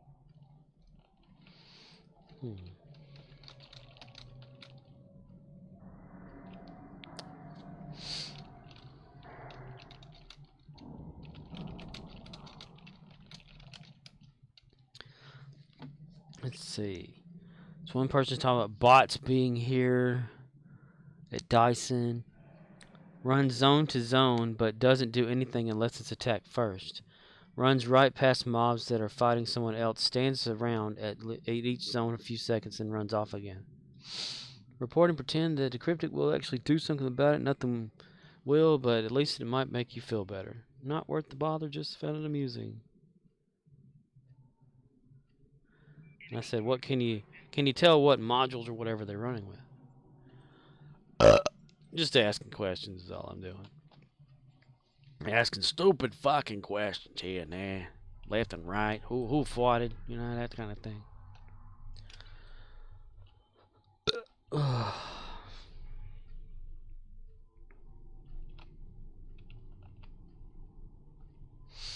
Hey there, Timmy. Come on, Kagan. Kagan ice cream. Flanking damage was detected.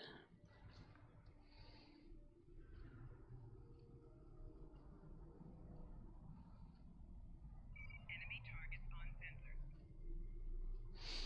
sensors.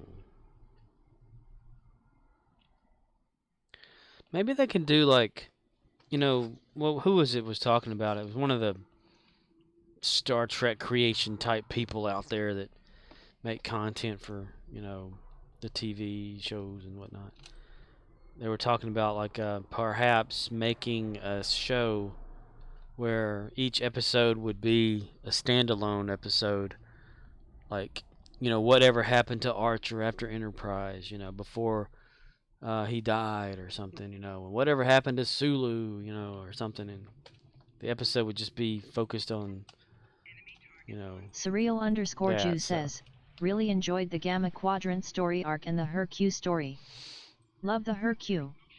F the founders though. Fuck the founders. You can say fuck, I don't care. You can type fuck, it won't do nothing to you.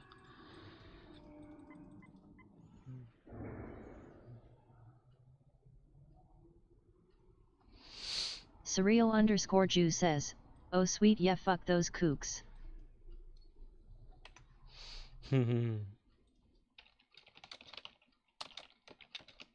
Scorpwana says, fuck those cunts. Alright, maybe I got enough down. I forget that this character doesn't have... Since I moved her over to that fleet, she doesn't have the discount for dilithium, Surreal_Jew says, sounds better. Didn't realize it would have sounded like that. Yes. The text-to-speech is very particular about things.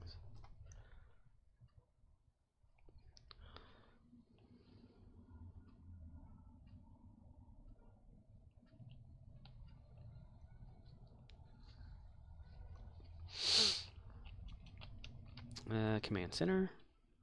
And... the damn line. Hello, Commander Arnold. How you doing there, buddy? How you doing? Doing all right, Commander Arnold? Hey, Commander Arnold. Surreal_Jew says, heart-wrenching because I expected funny and got the beanstalk. Doink.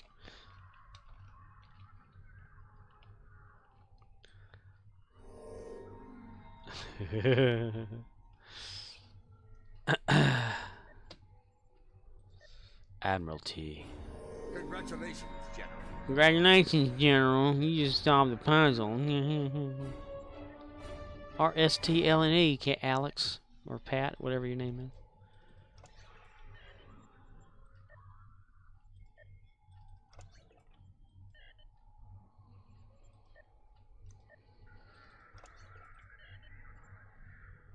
Tour of Duty 9 of 10 coming up soon. Devil Ship, use that one. Ooh, that's gonna have some money. Let's do that. It's a random selection, cause yeah.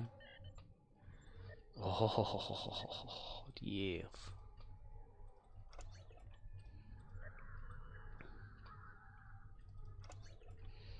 One more big one ought to do it.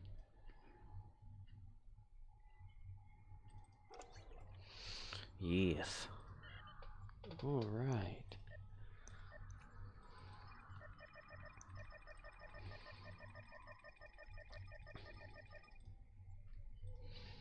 Let's see. Move up a little bit. That way we can probably... Ah, damn it. We moved him back again. Shit. Okay. We'll try it again in a moment. I love fucking with Commander Arnold. If you're engineering, you use your shield to push him around. But he'll go so far, and then he'll like try to return back to his spot.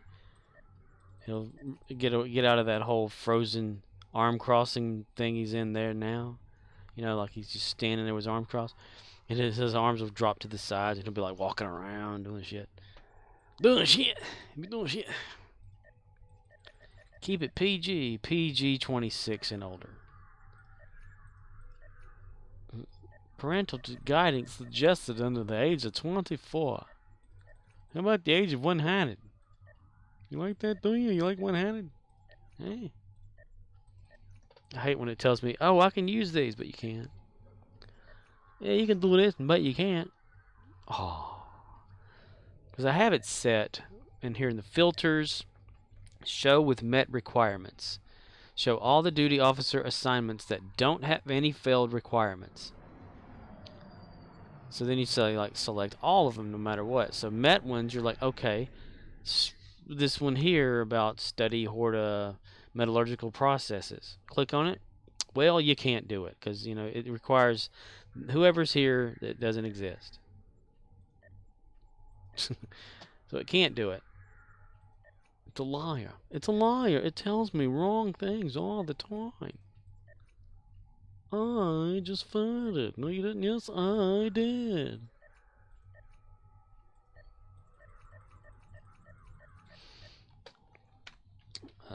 Like farting.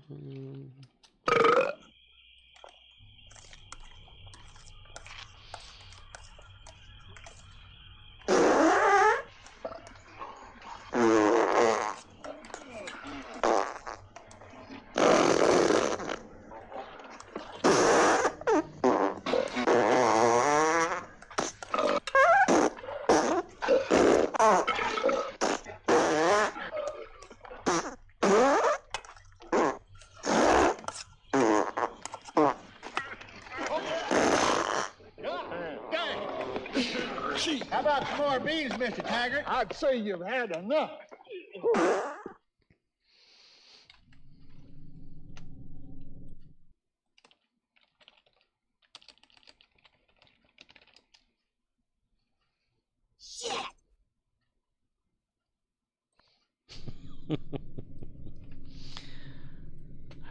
Cartman. Life forms. You tiny little life forms. You precious little life forms. Where are you? Love it. I would be happy to, sir. Data was on some good shit in that one. Life forms. Wow. This auto thing is pretty awesome. Got 14 all damn night long. Yay. Ooh. Ooh. Inverted Ooh. Paradox says, at surreal_Jew that name. Hello, Inverted Paradox. Welcome to the middle of the film. Let's see. Surreal_Jew says, LUL.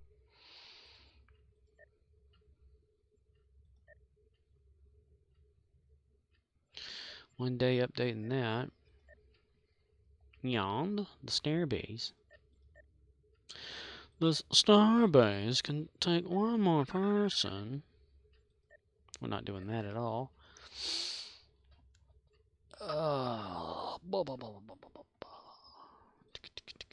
Go back to Colony World. Look at that shit. Inverted Paradox says, I'm very tempted into saying something. Well, don't let that hold you back. Like I say anything on here, I'm not gonna ban you. I can't say the same for anybody else, but I'm not gonna ban you. I don't give a shit. Arcanoloth says, shit fuck ass. Surreal_Jew says, ass fucks shit. Scorpwana says, cocksuck motherfuck.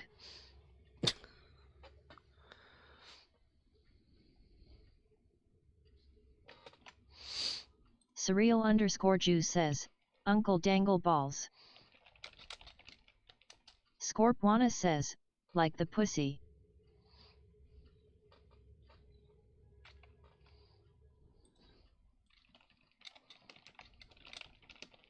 Scorpwana says, air lick the pussy. Surreal_Jew says, Arby's pussy beef sandwich. Now available to own on DVD. Ooh, got that. 14. So, nope, we're going to go over to Colony World.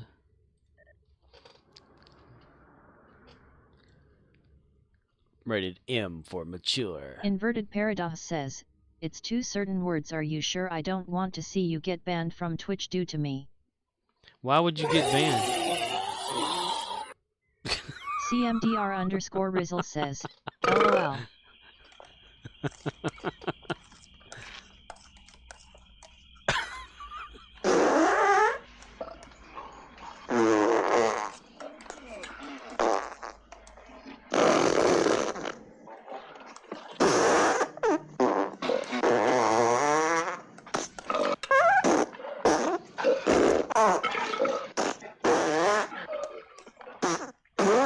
Arcanoloth says, I had an NCO in the army do a surprise barracks inspection once. He walks in and says, look around, look around. This place smells like a bag of smashed assholes. Smashed assholes. Surreal_Jew says, LMFAO. Well, Inverted Paradox. It's two certain words. Are you sure I don't want to see you get banned from Twitch due to me? I wouldn't mind. I don't care if I get banned from Twitch. I mean, what are they gonna do? Like kill me or something? Send a SWAT team after me? I don't give a shit. I only do this for fun. I don't do this for payment. Uh, is it okay? What did the words start with, and what did the words end with, and what did the words middle with? Surreal_Jew says, closet Nazi, skinless parrots. Skinless parrots. What the hell's that? As long as it's not like racially vulgar, I guess that you know that wouldn't be good. But if it's just swear words and chocolate salty balls or some shit like that, I mean that's not bad at all. That's chef's chocolate salted balls. Surreal_Jew says, skinless KFC. Skinless KFC. Has Cartman been there? What kind of do here? Let's see. Luxury. I need to do luxury.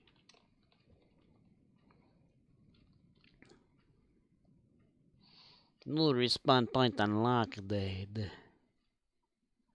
Unlocked.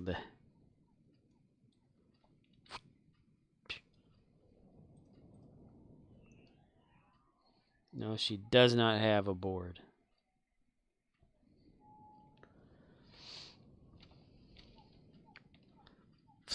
My gosh, today. Okay, when I came home tonight, a frog was jumping. Fuck, damn it! A frog was jumping across the road, and it jumped, caught the air of the aerodynamics or something of the car, and shot up on the driver's side of my window and just kept going. It's like, holy shit. So I don't know what happened to that frog.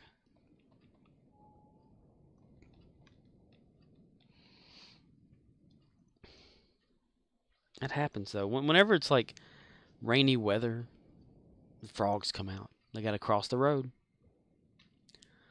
I don't know.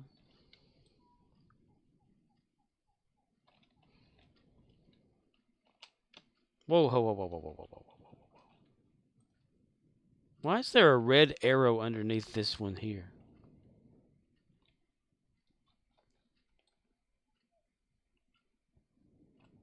What's up with that? Is that normal? Is that normal? Norman Aswald?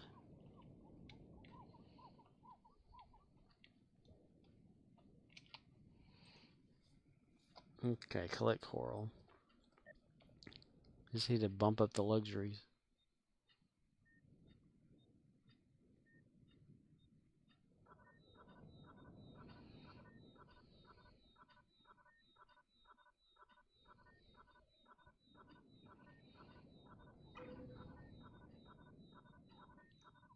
Inverted paradox. Would it be something CMDR_Rizzle that's says, really bad? I had a Randy Johnson experience on a trip to Oregon once. A Randy Felt Johnson? bad for a while. What's a Randy Johnson experience? It sounds funny.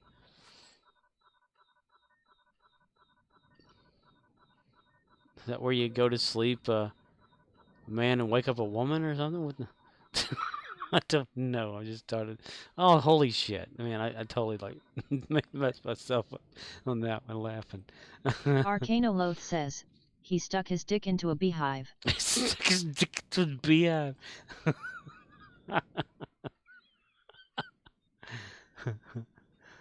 Where did it say? A Lorena Bobbitt episode. Stuck it.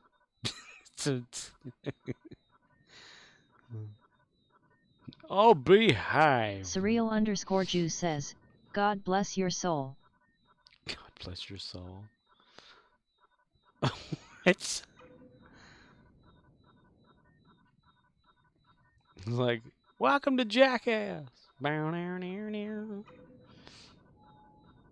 CMDR_Rizzle says, Randy Johnson killed a bird with a fastball during a spring game years ago. Just a cloud of feathers. Oh, wow. Had that happen with me, bird flew in front, driving like 70 miles per hour, looked in rear view in a cloud of feathers. Inverted Paradox says, who the fuck sticks his stick into a fucking beehive?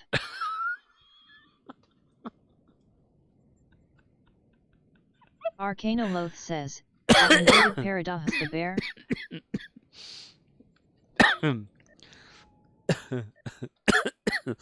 Arcana Loth says, Shit. and believe me, he only makes that mistake one time. Surreal_Jew says, at inverted paradox the bees? Hey, he said he wanted it bigger down there. He just didn't say how he wanted it bigger. Yeah. Goodness gracious. Doingy, doingy. Okay, we've done that for that.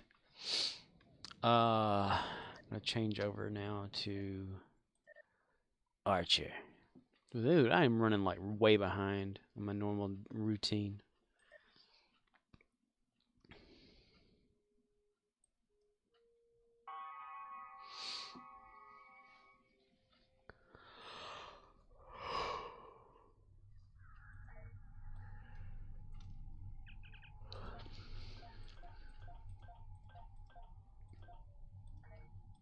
Oh, his arms are down. Someone did it. Someone's moved Arnold so much that Inverted he's paradox moved. says, what are you doing step B? Step B. His name is Schlong Masterson, sir. Lee Schlong Masterson. Surreal_Jew says, step wasp I'm stuck. Step wasp.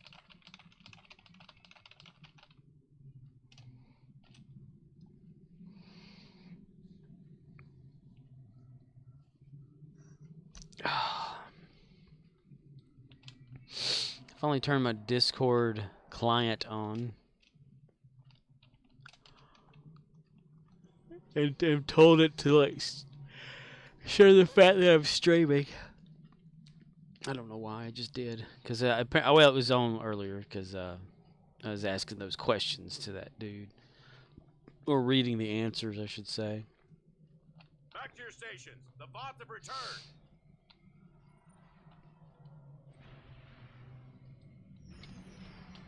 Aha! Cloud you with my Cloud you with my acceptance into Starfleet Academy. Right prices every day. Starfleet Academy. Hello, Mr. Voth. The Mr. Voth. The following program has been dumbed down for our viewers.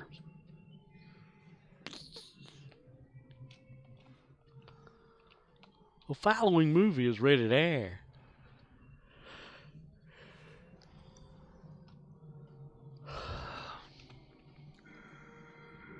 No. We're gonna go over here and do this one. Yes. The dice. The dice right here. Dice.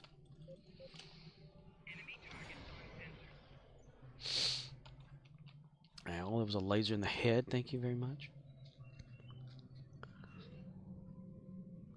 Joe, Mrs. Robinson. Mr. and Mrs. Robinson. Mr. and Mrs. Oh, son of a bitch.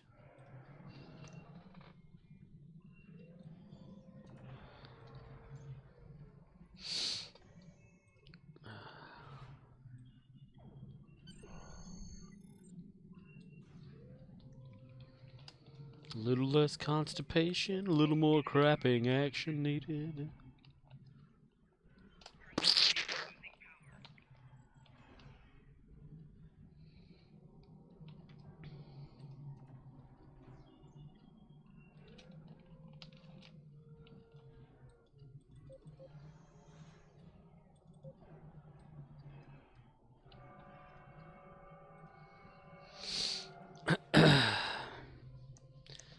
T-minus a few days until Star Trek Strange New Worlds.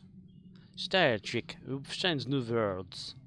To seek out new worlds and new worldly activities. To go to worlds.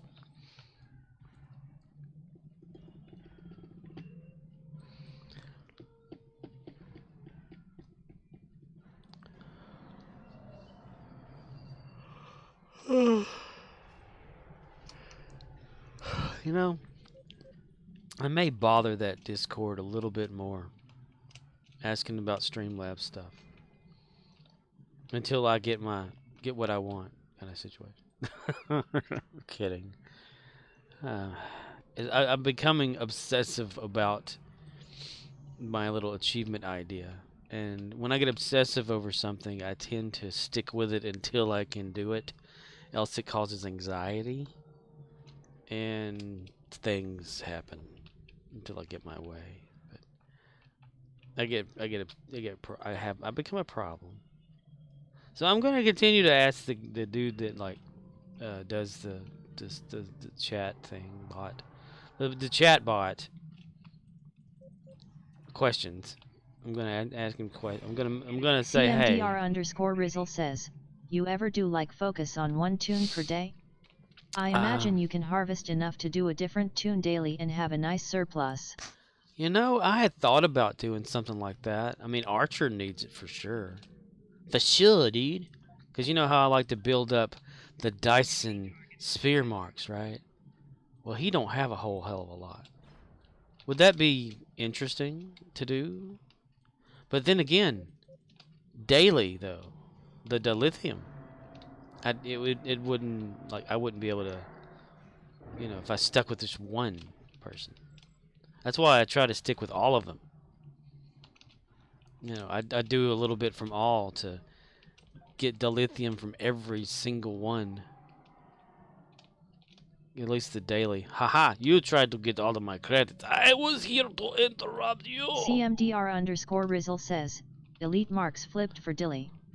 You.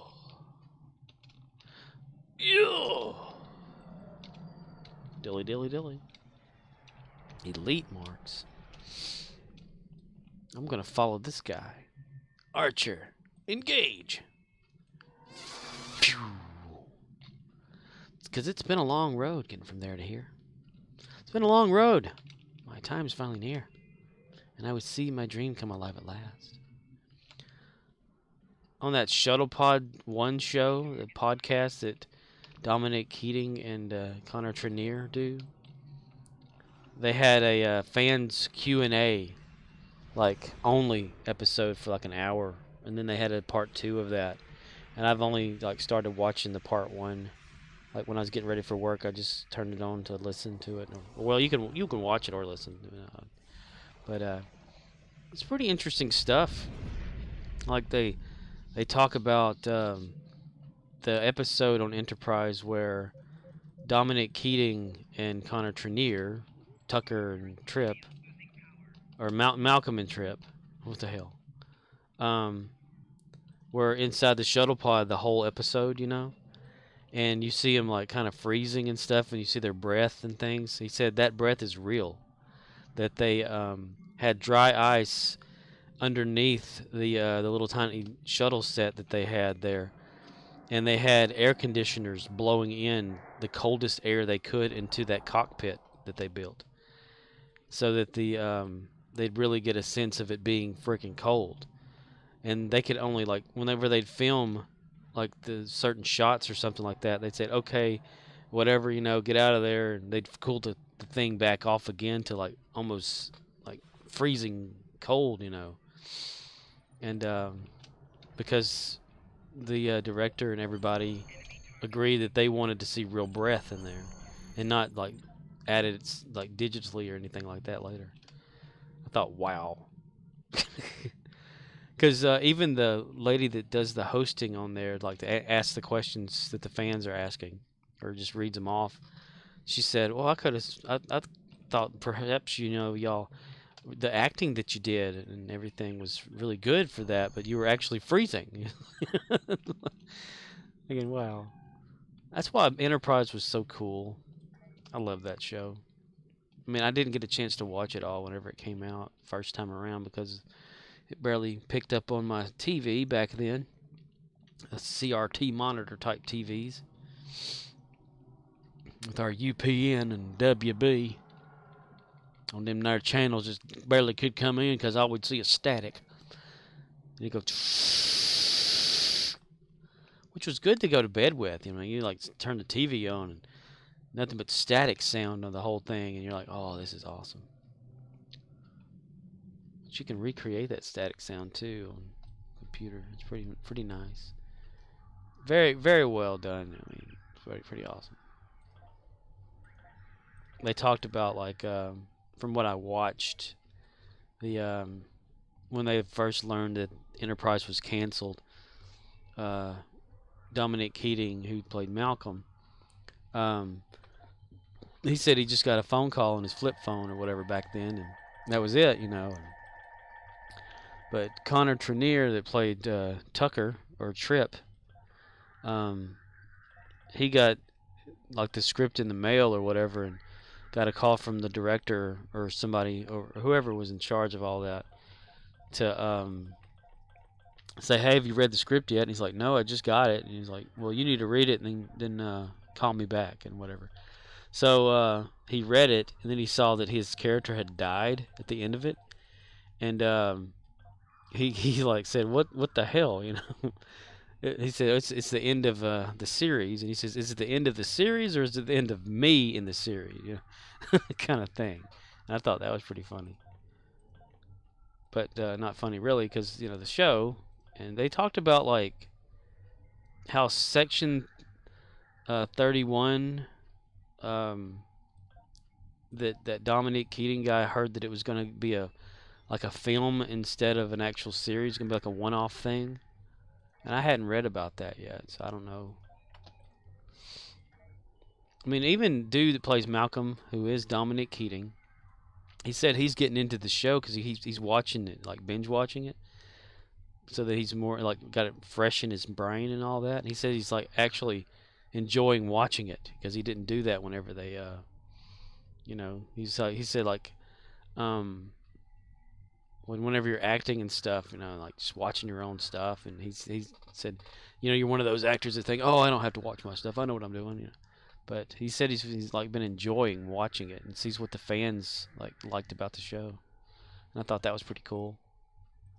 Of course, the Enterprise crew's always kind of been down to earth, you know. A lot of them are. I mean, even TNG crew, you never really heard about any kind of like problems they ever had. The only problems they had was with, well, William Shatner. So, and the TOS crew, William Shatner, you know. So there only seems to be one person there, you know. You never hear any kind of bad stuff about all the other actors that work together. That's pretty sweet. Okay, did I do all this stuff, or just am I talking? Okay, yeah, I did that. All right, we're gonna swap over to my main character to do the red alert. The dynamic has changed.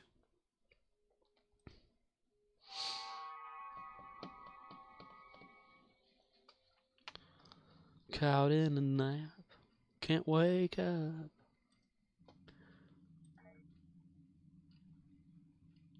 Because I'm snoring too loud, baby.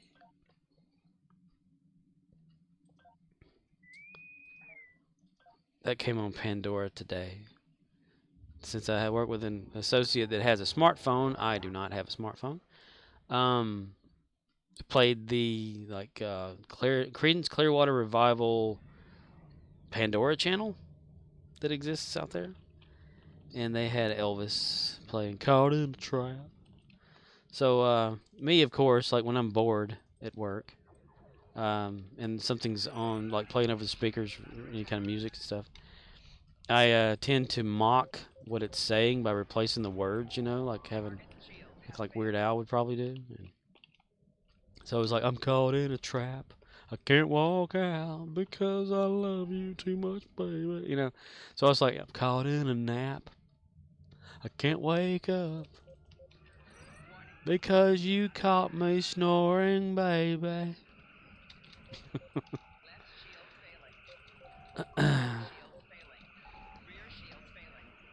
I even like this one song on there that comes on about comfort me. It was like, someday lately you will comfort me, you know. And I say, it sounds like you're saying coffee bean right there. They tell, no, don't make fun of my music. It says it right there is coffee bean. What the hell are you talking about coffee for? I like I like to mock a lot of that shit. It's something to do to keep my mind busy instead of at work doing work stuff.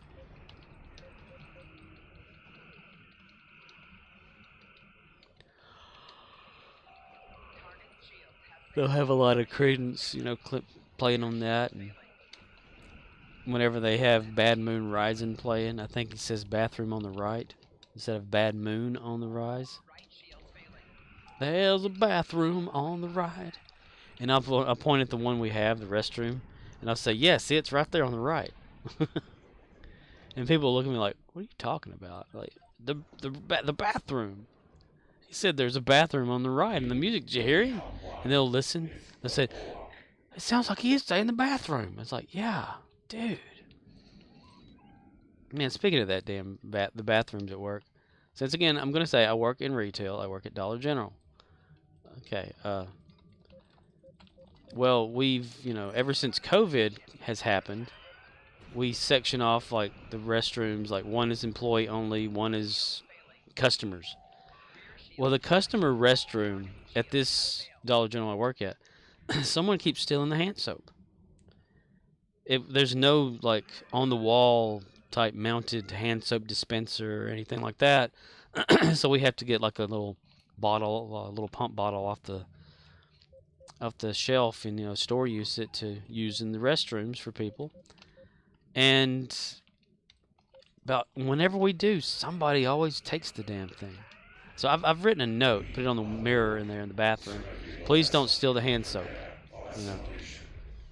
Well, someone keeps stealing the hand soap. So I'm thinking, do we not need to put hand soap in there? Do we need to restrict customers to restrooms because we technically do not have to have a public restroom? Arcano Loth says, Lil Pump, with his new album, Dollar Store Bathroom, out today. Lil Pump. Lil Pump. That's funny. That's funny hell shit right there. I love it. Today somebody, this dude was in there. He was busting a sag, He's like trying to walk and he's holding his pants and stuff. And I was thinking, what the hell, I ain't seen this in a while. Because I don't know about you, but you don't really see sagging. At least I haven't. But today I did. I was thinking, what the hell? And this dude's like, he's sagging more so. It's almost around his ankles in a way. It's more like, I guess, right above the mid between the hips and the knees, And I'm thinking, my gosh, he must be inviting like a raper to come after his ass or some shit. Because I always heard that was what it was about. Like, prison people were sagging because they were saying, "Ho, I'm ready," that whole little thing, whoops. Okay, bend over. That kind of thing.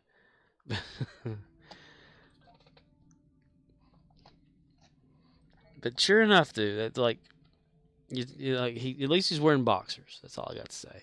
But it was like, why even bother wearing pants at that point? They're gonna bust a sag, busting a sag. I don't know if it's true though about the prison thing. It just seems about right. What do you get out of that? Like, how do you run? You say someone's chasing you. How do you run with your pants around your ankles? That's what I say every day. Why even bother wearing pants? Why bother wearing pants? There's years ago, whenever I would actually be up in the morning, there was this radio show on one of the local channels, whatever, the city that's nearest to where I'm at. They'd have a segment called "What's in My Pants." This was before the movie Lego Movie or whatever, but people would call in and answer like whatever it is, and if it was the correct answer, they'd win. But yeah, that was something interesting, I think. But I think the Lego Movie did have something about pants, didn't it? I can't remember all of it. I need to rewatch it then if I can't remember. Get it fresh in my mind. All right, here we go. Get ready for it. It's Gary the Klingon. Applauds. I need to put an applauds thing on there, don't I? Like a sound instead of this one.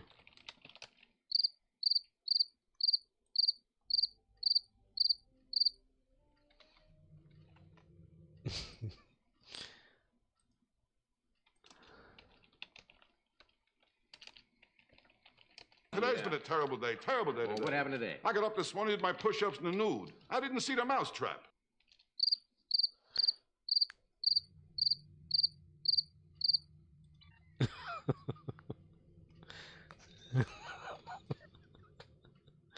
Destroy destructible torpedoes. Okay, I know where to go for that. Rodney. Poor Rodney. Poor Rodney. I say poor Rodney. I was an ugly kid, too. I had plenty of pimples. One day I fell asleep in the library. I woke up, a blind man was reading my face. Rodney. Ground battles on the shuttle.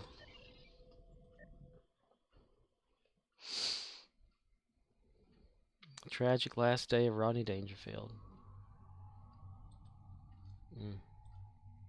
Damn it! Clicked the wrong button.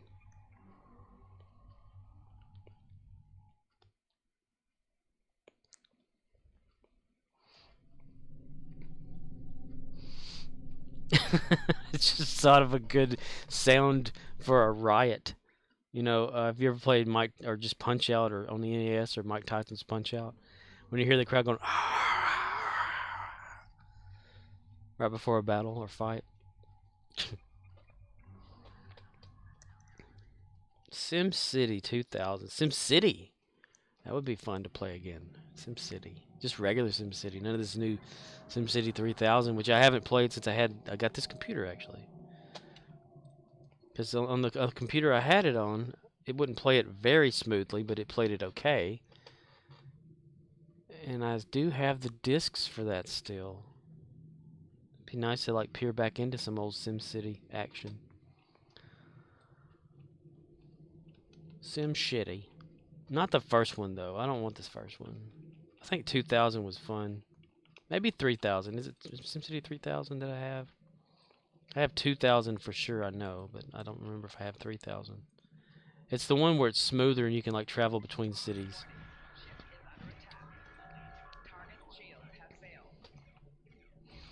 Well, you get supplies from other cities. Damn it, didn't even take one of them, did I? Gotta back away so I got time to shoot these tired Peters they're gonna shoot at me. A poor Tito.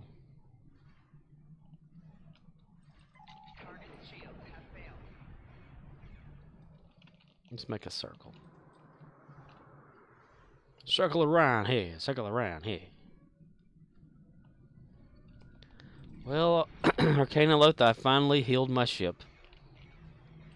At the suggestion of Oxnix last stream, he said it might be a good idea to do that so that I don't piss off other people I'm playing TFOs with. Because I had a lot build up for damage. I'm still not going to do that for Gary though. Gary's going to have his damages, his injuries for forever until I decide how I want to have him healed. I mean, chat points or something maybe. Yeah, you know, I don't know. Heal Gary with the power of Klingon gods. We'll come to this church tent. Says, people will be pissed off regardless. So, are you thinking maybe it's a good idea to piss these people off? Arcana says, I try not to involve Mijlfi in the affairs of others. Even though I know what you mean by what you just said. Mijlfi, how does it get that up? Low depths? What? Oh, hey, if you want a sound on here, you gotta like tell me where to find it and what it's called or something like that, and I'll definitely like. Don't be shooting shit. I did not shoot anything. I didn't. Damn it! Fuck. Damn it, Meg. Damn it, mister. Damn it to hell in a handbasket. Shut up, Meg. Low depths. Right in the ass. Okay. You shoved that torpedo right up my ass. Ooh, 2 of them! Damn it to hell. 1 more, I'll do it. Oh, God, I cannot keep up with all of them. Do the same thing. Stop shooting. Damn it. Gary the Klingon, he can't help it. He can't be a captain, you know. He's got to sit in the tactical seat inside the ship and actually fire the weapons him damn self. He's just that you know, narcissistic. If you want something done right, you do it yourself.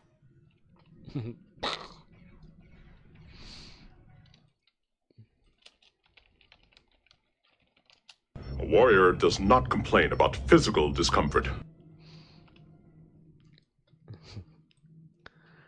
I want to make like a list of Worf's like Klingon somethings or whatever, you know. Like his rules of acquisition kind of shit.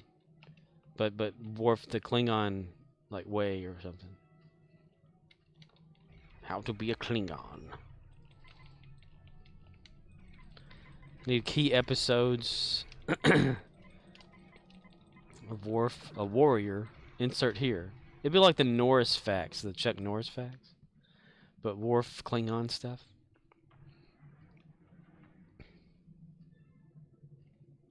Have we made it to the top yet? Okay, I'm getting out of there. Going over to Nimbus.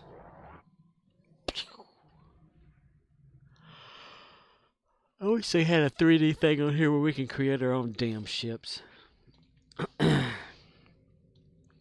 Like, just scavenge parts and just scrap it together like they did on the real show. Nimbus. I need Nimbus. Nimbus too. Nimbus.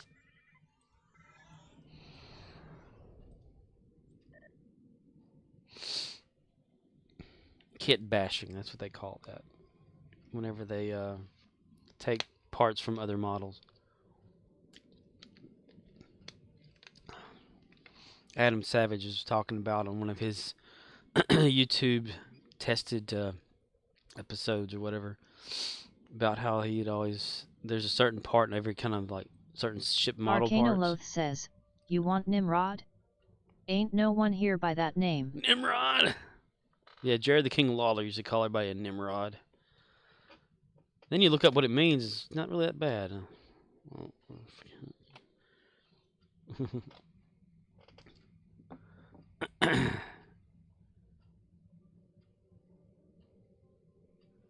Bajoran anal beads. For his and her pleasure.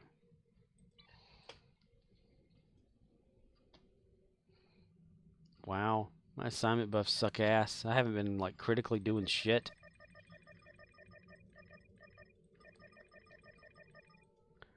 Did we critically do shit that time? No. Take a critical shit. A literal and critical shit.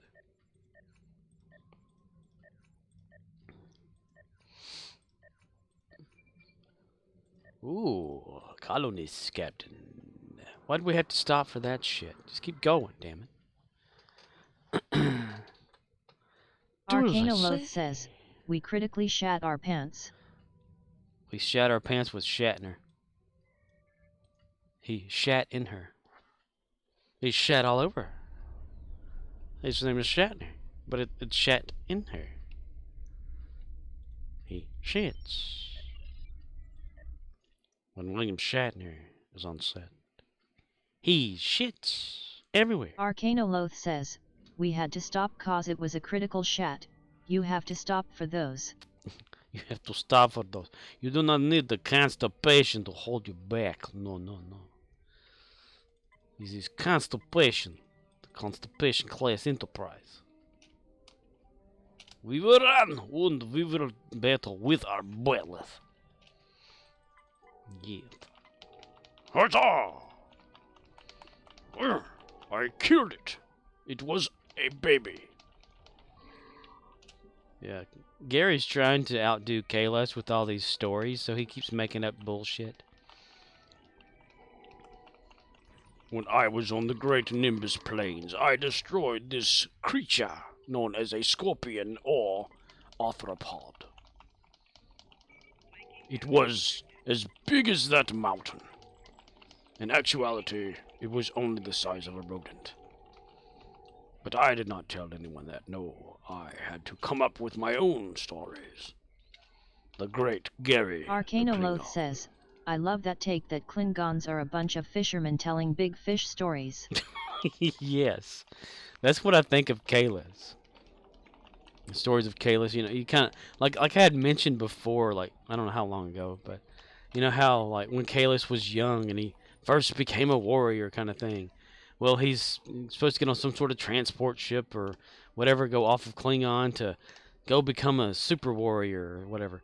So he's like, "Goodbye, mother. Goodbye, father," kind of thing, you know.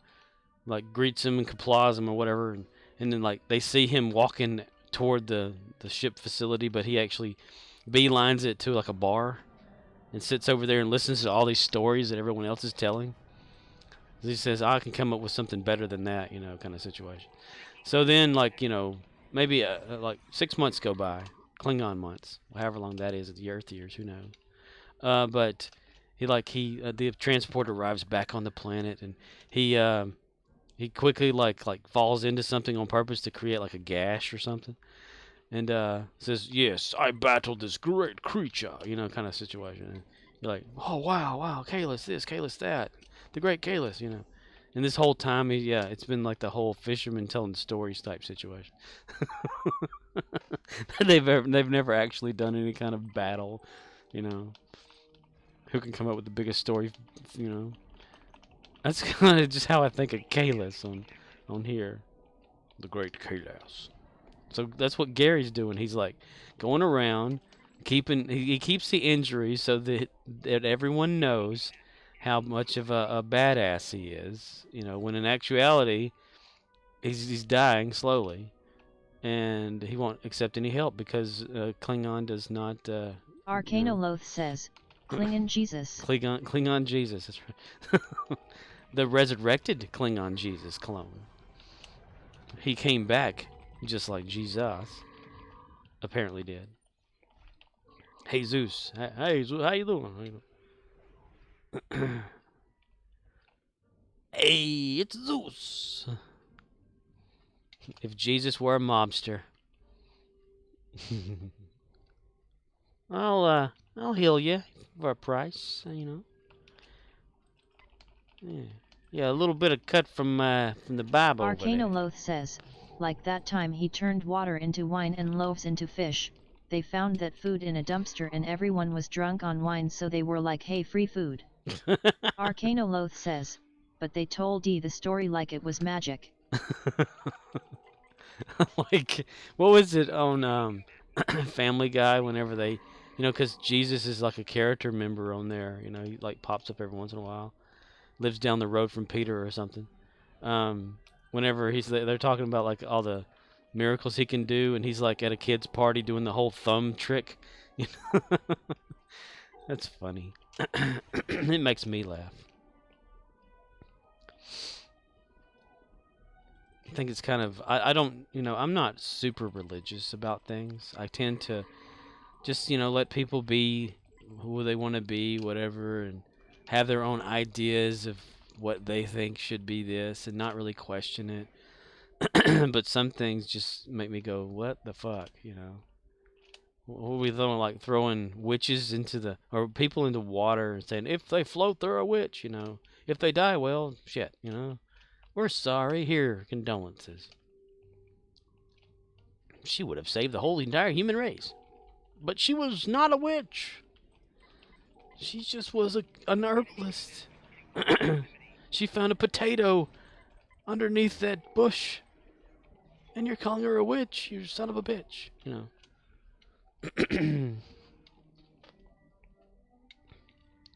I don't know. I'm just probably ignorant is all. Like, you know, I don't, like, drink from the same Kool-Aid bowl or something that everybody else does. I'm not about to, like, wear a white robe and go, okay, I believe every damn word you say. We can float, you say? All right, let's jump in this acid pool here.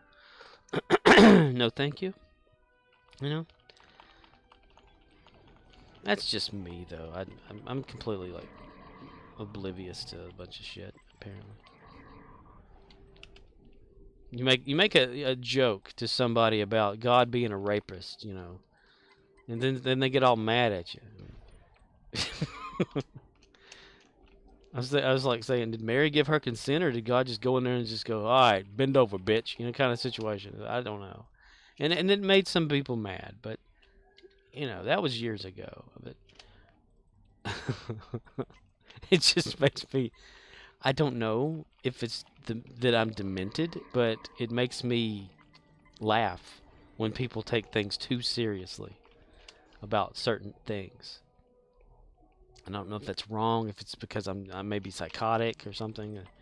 They always said people that have a humor, you know, are right on the verge of like being psychopaths or something, you know, killing or whatever. I don't know. But like you know, they look at the MRI of the brain and like saying, okay, here's a serial killer and here's what their brain looks like, and here's a comedian, looks the same. Holy shit, you know.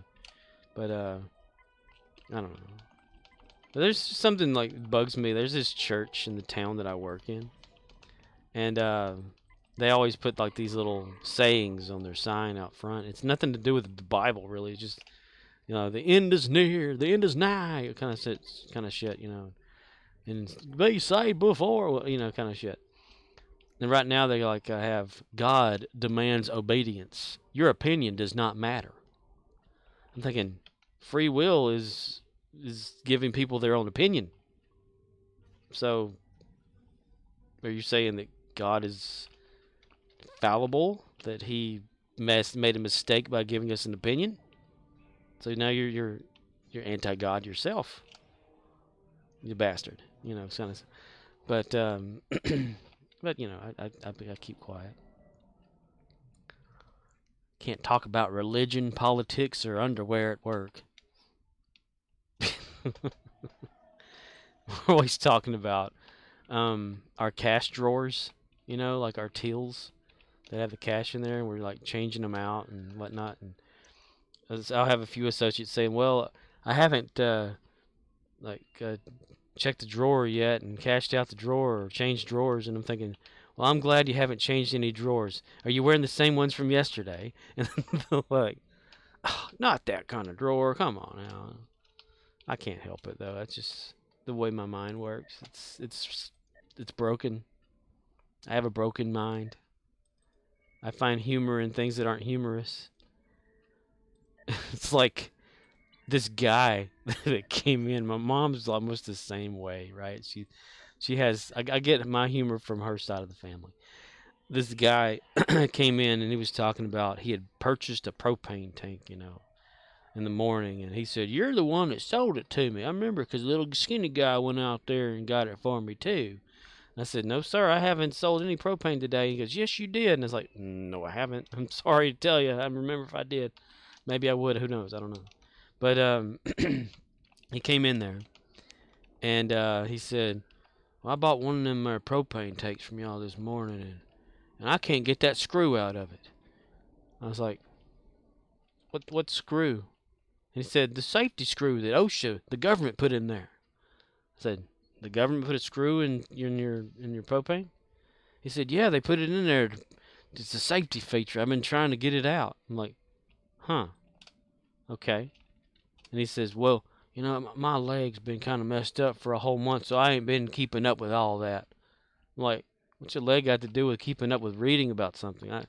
What? So I was like kind of confused. And this guy was saying he tried all these tools that he has at his house and he cannot get it opened up. So he was wondering, like, if I knew anything about like getting this screw out of there. And I said, "Sir, the only thing I know about these propane tanks and stuff is that people buy them, they hook their equipment up to it, their hoses, whatever, and they work. There's this feature, I think it has something to do with like a fast connect thing. You push in there, and then when you do that and you connect it, it releases it, you know, so that it's a safety feature for that." I mean, he said when he took it home, he turned the knob and nothing came out. I'm like, "That's because it is a safety feature." So I've said, I'm sorry, sir. I don't know what to tell you. That's what they are. That's how they're made. And so he starts like stopping all these other people and talking to them, asking them about this security screw that's inside the propane. And all these people are like, what the hell? I don't know what you're talking about. I don't know anything about a security screw. Even these guys that he thought would know about propane. And so he kind of left out of there. Said he'd been working on it all day. And so my mom comes in the shop, right? And I told her about it, and she starts laughing. And I said, "What's so damn funny?" She said, "Could you imagine this guy like sitting out there working on this propane with a cigarette in his mouth, and he banging on this thing, and then boom!"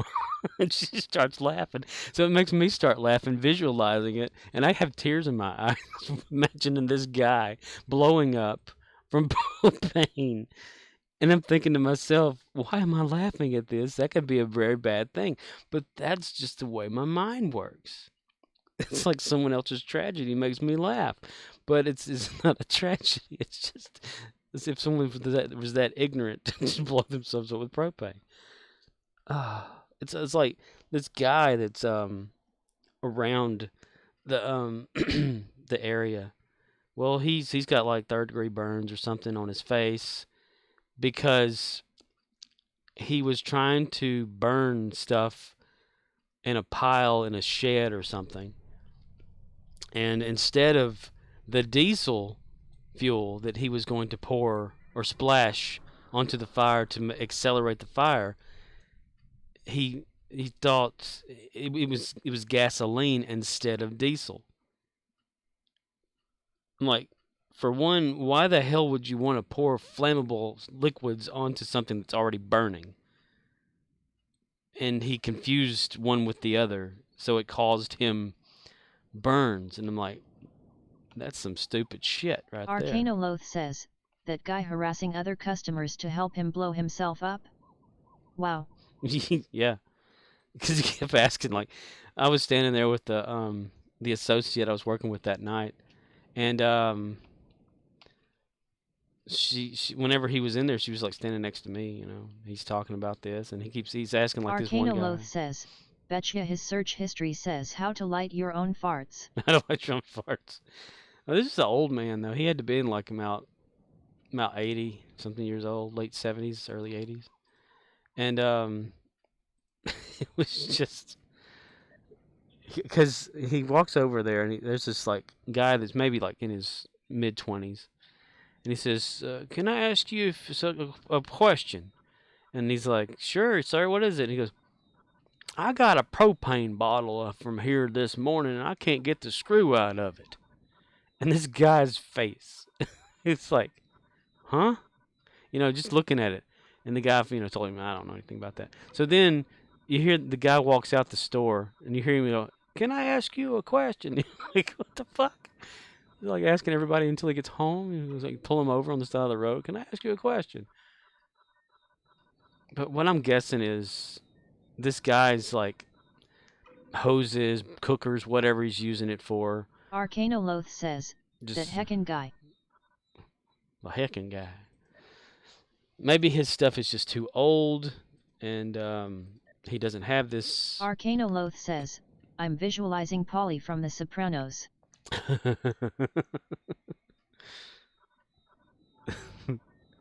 You gotta remember, I'm around a lot of like rednecks and southerners and stuff, so there's a bunch of bullshit that always happens around here. Like that guy that set his truck on fire and burned down like a big plantation of pine trees, or the guy that cut his own penis off there at that truck stop, which did happen. There's just no news story about it because I don't know. I guess they don't want to advertise that shit.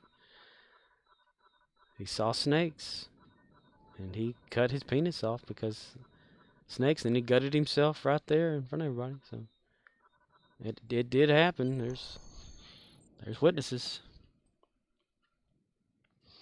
but nobody talks about that shit.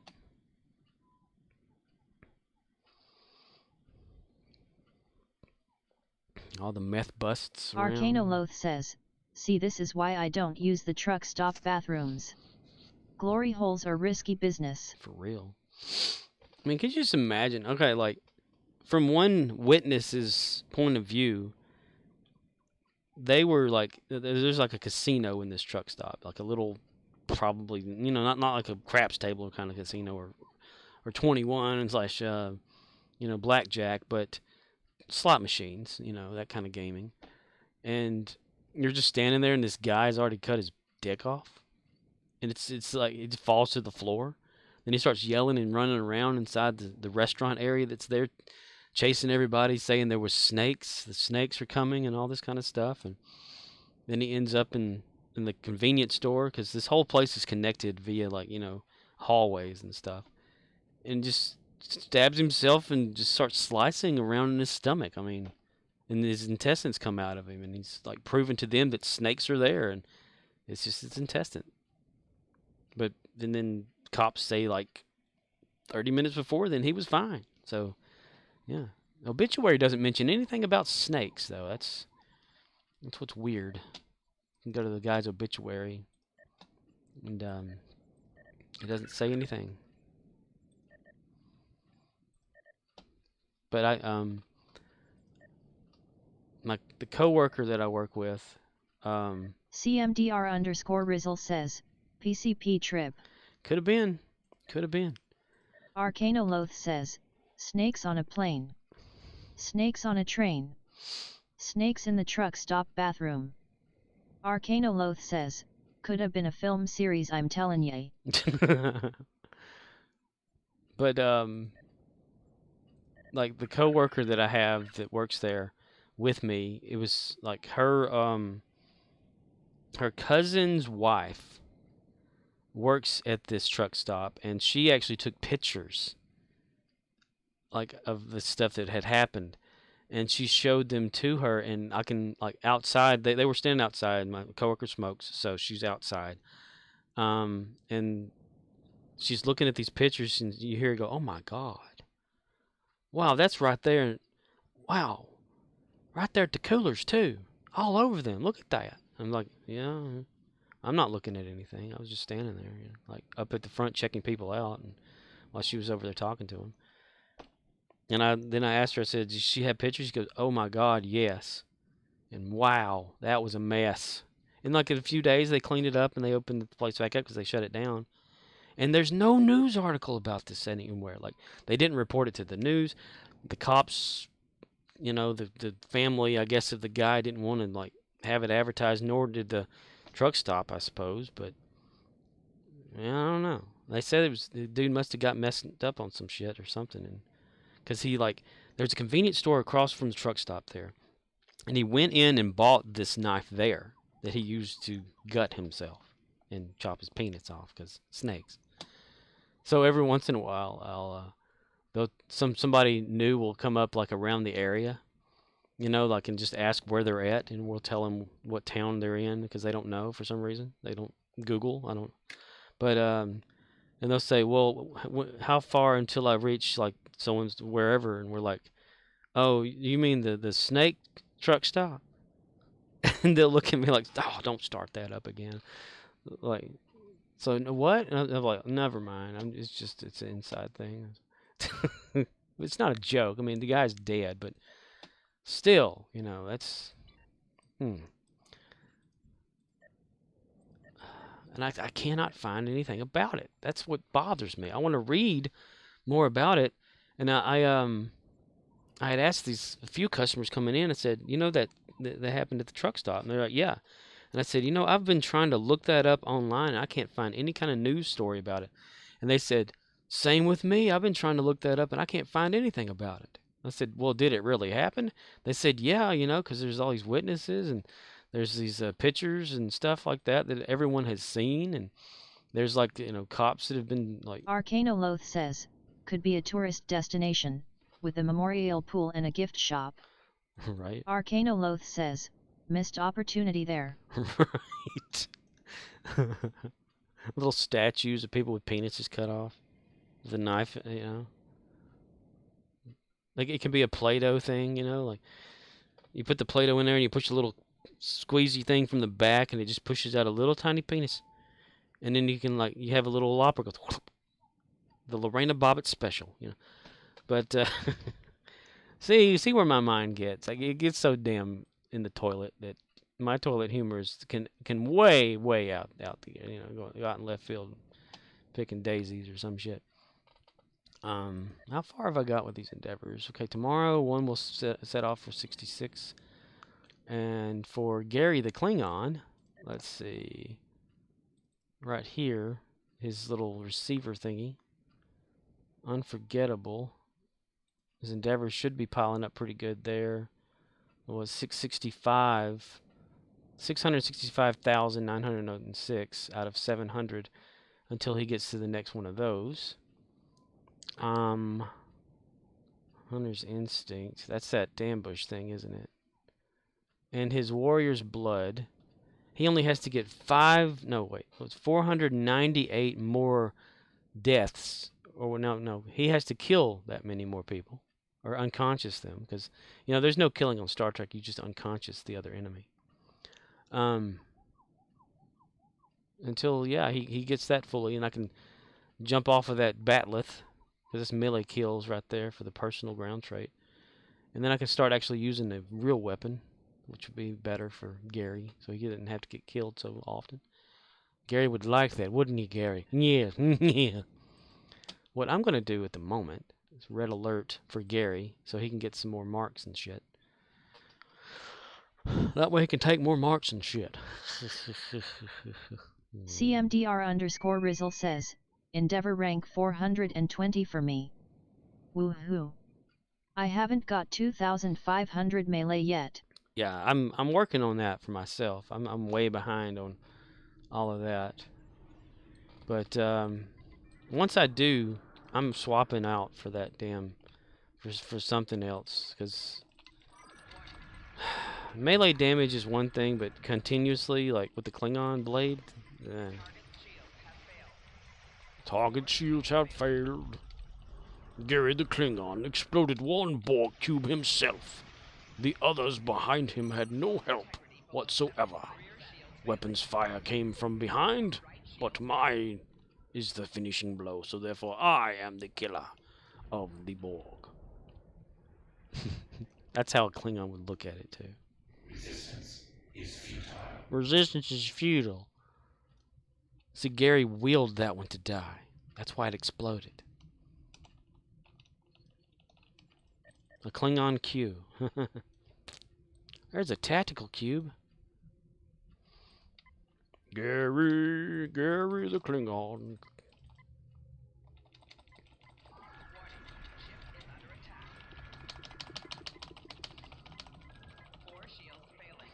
My fire shields are failing.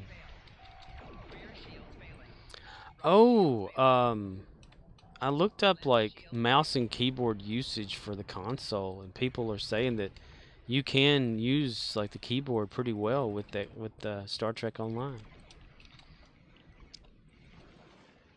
Helps with a lot of people with like the chatting, like if they're on Twitch and stuff. But it was something about like there's more viewing.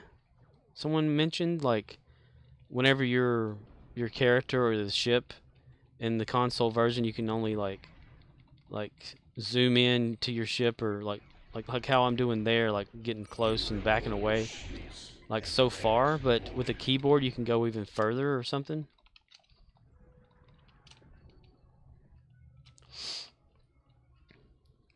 It's very intriguing.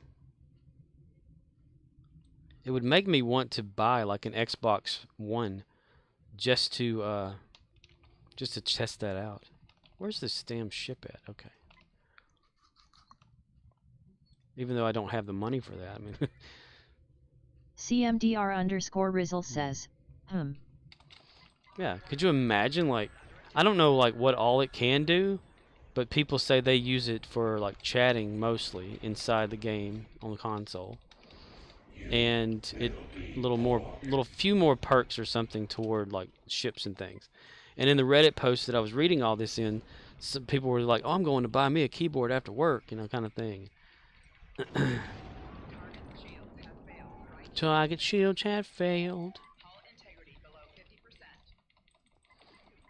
That would be really intriguing. I wanted to look up more of it, but I forgot. Like, whenever I read that, I went to bed, and then I forgot all about it. So right now, that's how my mind's working. Yes, I will be an ass. That's very true, Borg. I'd be an ass. Okay, which ones do I need? Reputation. It was Terran. I need Terran. Damn it, Kagan. I told you about that shit.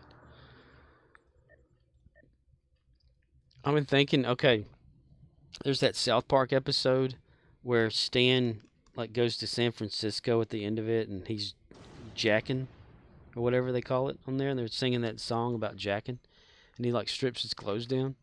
And I was thinking that'd be a funny thing, like to have like that Cartman animation, but have Stan doing it. CMDR_Rizzle says, I did quick search for keyboard mouse Xbox and Stow wasn't on the list. Huh.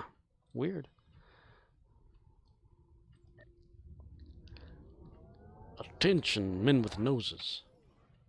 But I was reading that the other day though about that, and I don't know why it wouldn't be. Let's see. Keyboard, mouse, Xbox, box, BOX. Damn it. Okay. Stu. Yeah. This person from 2019. Oh, okay. That's an old one there. Which is the one I looked at the other day. Keybinds? No.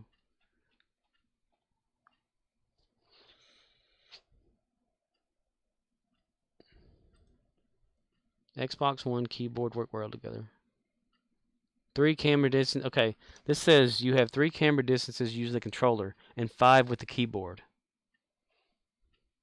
Xbox USB keyboard user here. I did not know that. What key adjusts the camera distance? This person says page up and page down. It's worth it for the chat and search in the exchange for sure. That's neat about the extra view distance options. I have to check that out. How does the camera thing work? Have a keyboard for ages now, but never used this. Can you direct the shield distribution with the directional keys? I did not know. Looks like I'm going to buy a keyboard after work. Yeah, this person says Xbox One and keyboard work well together for your information.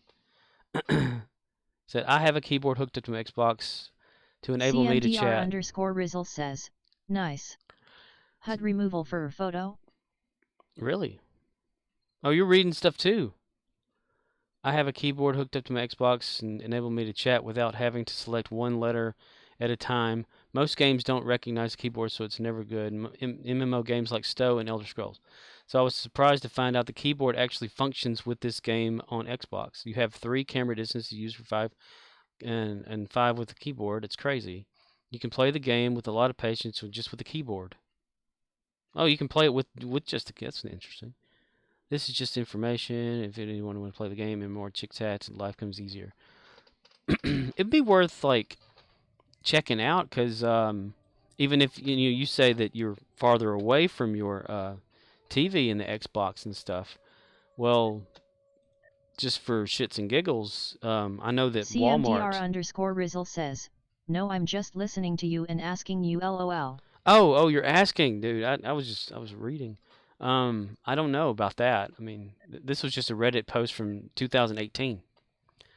But they have those cheap keyboards in at Walmart for like, what, $10 or less? An on keyboard? On? I don't know. CMDR_Rizzle says, selfies on console sucks. Oh, you can't like, what is the button here? Is it F11? No. Is it Shift F12? No. Control F12? No. Damn it. I used to know this shit. Alt F12? There it is. Alt F12 gets rid of it for that. Well, that's like the thing, though. If this game is mirrored, or if the console game is mirrored off of this one or ported from it, some of the keyboard stuff might work. You know. And that's one of the things, like, okay, I'm going to, for just shits and giggles here, let me get my guy out of here, though, to get away from that so I can see what's going on. Okay. Well, they said on the post that page up and page down, like, make the camera do stuff, right? Well, that's what I'm doing with that. I'm pressing page up, page down with the camera, and it's working in game. So left and right WASDF thing operates the ship. CMDR_Rizzle says, we don't have that. That'd be dope. Yeah. And maybe this stuff works because the console game is made from the PC, you know, and it looks just like most of it in like certain shots and whatnot. And there's even some keyboards that, you know, have the little scroll wheel on it like the mouse, so you can probably scroll through your characters and stuff, you know, instead of pressing. It'd be worth a shot to test. I would first look for someone who has a keyboard just to test it out first, instead of like going and buying a keyboard or a wireless keyboard just for this, you know. But yeah, I mean, it's worth a check out, I would think. We can even investigate even more, you know, into it. Let's see, Xbox Stow keyboard mouse. There just may not be a lot of documentation. So I found out that you can use a keyboard and mouse with Star Trek Online. With the Xbox, which obviously would have PC support as it's made by Microsoft, but when I use it with Stow, it activates the PC UI, or at least most of it. User interface with the same commands on the PC version, even down to free control of the camera minus hiding the UI. This is, dude. Oh my God, this is pretty awesome. Let's see, paste that. Scorpwana says, https://www.reddit.com/r/stow/comments/p3awt0 /so_I__found_out_that_u_can__keyboard/. Well, this person, this picture that this person has on here is of the Xbox version, and it's got the windows from the PC version, like the PC user interface. That's interesting. Unless they faked it. It's got the journal and everything, just like it is on here. Assets, replicator, upgrade, everything. It's like it enabled the hidden features that are inside the game. Same commands as PC version. That's why I always wondered about the command things for that. Like if you could type, you know, like /emote whatever, and it actually do the emote. Give it a try. Does played work? No, sadly, played does not work. Okay, played just tells you how long you've been playing. Yeah, they won't have the user, the console one for the support on the PC. CMDR_Rizzle says, hope that's true. Someone said it messed up controls, but perhaps they didn't map it right. Could have been, yeah. Guy's busy, wastes time porting over hardcore to use. Okay, let's see. It'd just be something interesting. The mouse is not supported, but the keyboard is. That's, well, your controller can be your mouse. If you want to get that technical with it. Still waiting on Microsoft to add mouse support, which in time they finally added support. Just stop. PC has parsers and keybinds that console cannot use. This guy plays on Xbox, PS4, and has none of this. There's okay. I play on that too. I failed to see your point. USB mouse and keyboard work with PlayStation 3 and 4 as well. Work for me. Wireless keyboard that connects Bluetooth or via Bluetooth. Tried again. Edit my post. Didn't used to work. Probably the last update. Now it does. Okay. Plug and play started. Haha. Thanks. I would think the Xbox would work with plug and play because it's based off of Microsoft Windows. You know, like as a little behind the scenes OS in a way. That's pretty cool though. I would like to see tests, you know, done with that and see what all like keys can do whatever and stuff. That's why I say like if you know somebody that has just a cheap, USB connectable keyboard or whatever, plug it in, you know. See, you know, because I know the Xbox can have one. And a mouse and keyboard, I know that, you know, it's able to use that type of stuff. But I just didn't know, like, what games and stuff or whatever. But that's pretty interesting that that it can use that kind of thing. And if you can pull up, if you could pull up all the user interfaces and stuff like we have in here, then that would be pretty sweet. CMDR_Rizzle says, I'll see about it. I would just hate like it to kill your system, but it shouldn't. You know, that would really suck. I wouldn't like keybind, because that's probably what this guy did. He probably went in there to try to bind it like the PC or something and not use just the default keyboard keys, you know. But that would be pretty awesome. That would be like a plus, like for me to want to actually move toward the console with the game too. Since I'm used to the keyboard part of it, like doing stuff would be easier. It would just like open up a whole new door, wouldn't it? Wouldn't that be awesome? Like a whole nother level to the game for console users. Which, it wouldn't be that bad of an idea. Like, you know, say, you know, you want the basic console version, but in the console with mouse and keyboard, you just boom, you got, you know, it's easier to access things. It would be like this thing is here, you know, without all the other stuff. That would be pretty awesome. It probably can. I mean, like I said, it's a port over from the PC, so all the commands should be in there somewhere, I would think. CMDR_Rizzle says, fresh start. New grind. Pass. Fresh start, new grind. We can get Judas to do it. Since he barely plays Star Trek Online anyway, you know?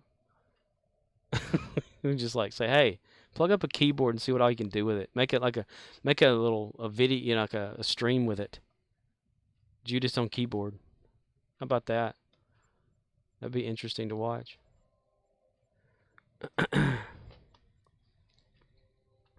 You can even name it that. Judas on the keyboard. Everybody come in there thinking, oh, he's going to be playing music. No, he's playing Star Trek with a keyboard. CMDR_Rizzle says, guinea pig. For real? That would be fun. That'd be so awesome. Just to see it. Man, I really got to get my marks on for this. The lithium mine has 1 day, 6 hours, 27 minutes until it facilities update to then allow the actual update to level 1 mine. All that there. I need to get on my fleet marks thing and get after that. But I was told never to do that online when you're streaming, because the invisible people will come and get your ass. I need to schedule something for that.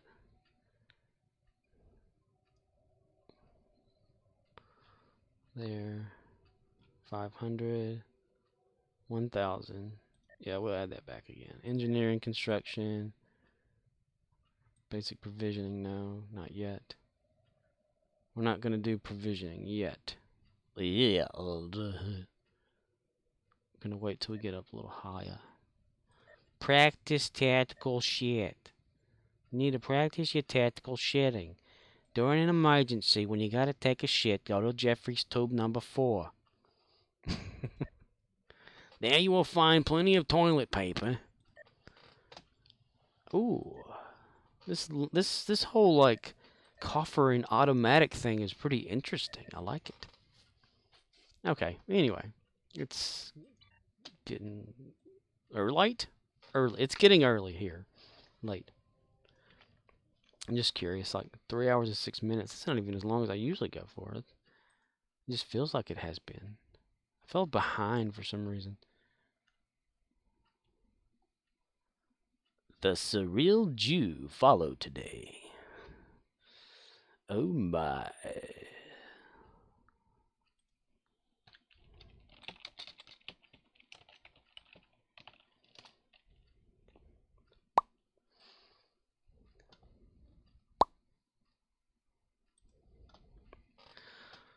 Huh. Well, I think I'm gonna call it a game or a stream. Because, well, that disappeared. Yeah.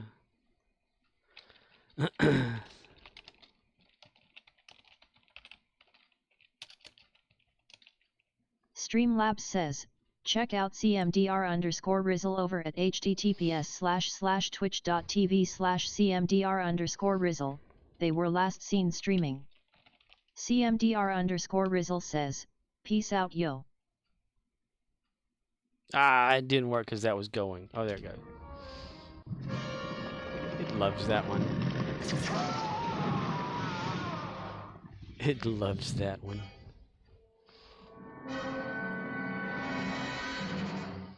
Alright, yeah, dude. You have a good one out there. I guess I'll be back again tomorrow about the same time. CMDR_Rizzle says, my first shout out LOLTHX man. Oh, you're welcome. Even though you don't stream, but still, it's a shout out. It's awesome. Alright, anybody can probably use that command. I don't know. But yeah, okay. Yeah, I'm gonna leave. Good night, everybody. Good night, John Boy. Good night, Fred. Whoever that is. Nobody's named Fred. Says Arcanoloth is gone. Yeah. Okay. Well, see you later, everybody.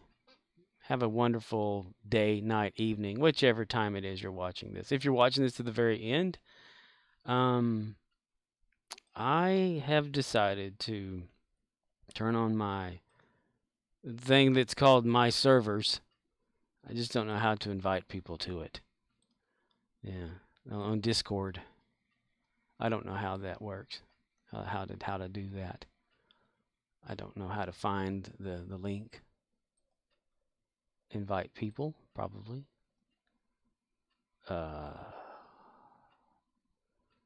Use copy button. I copied it. I'm going to paste it. Just in case. I mean, people may have things. Scorpwana says, https://discord.gg/msfxi3m. Yeah. How's that? Just in case anybody ever wants to like just pop some shit over there or whatever. Anyway, good night, everybody. Sleep tight and let the bed bugs bite, because bugs are people too. And they're all over your face, having sex, and pooping while they eat your hair follicle goodiness. That's something to think about. Bye.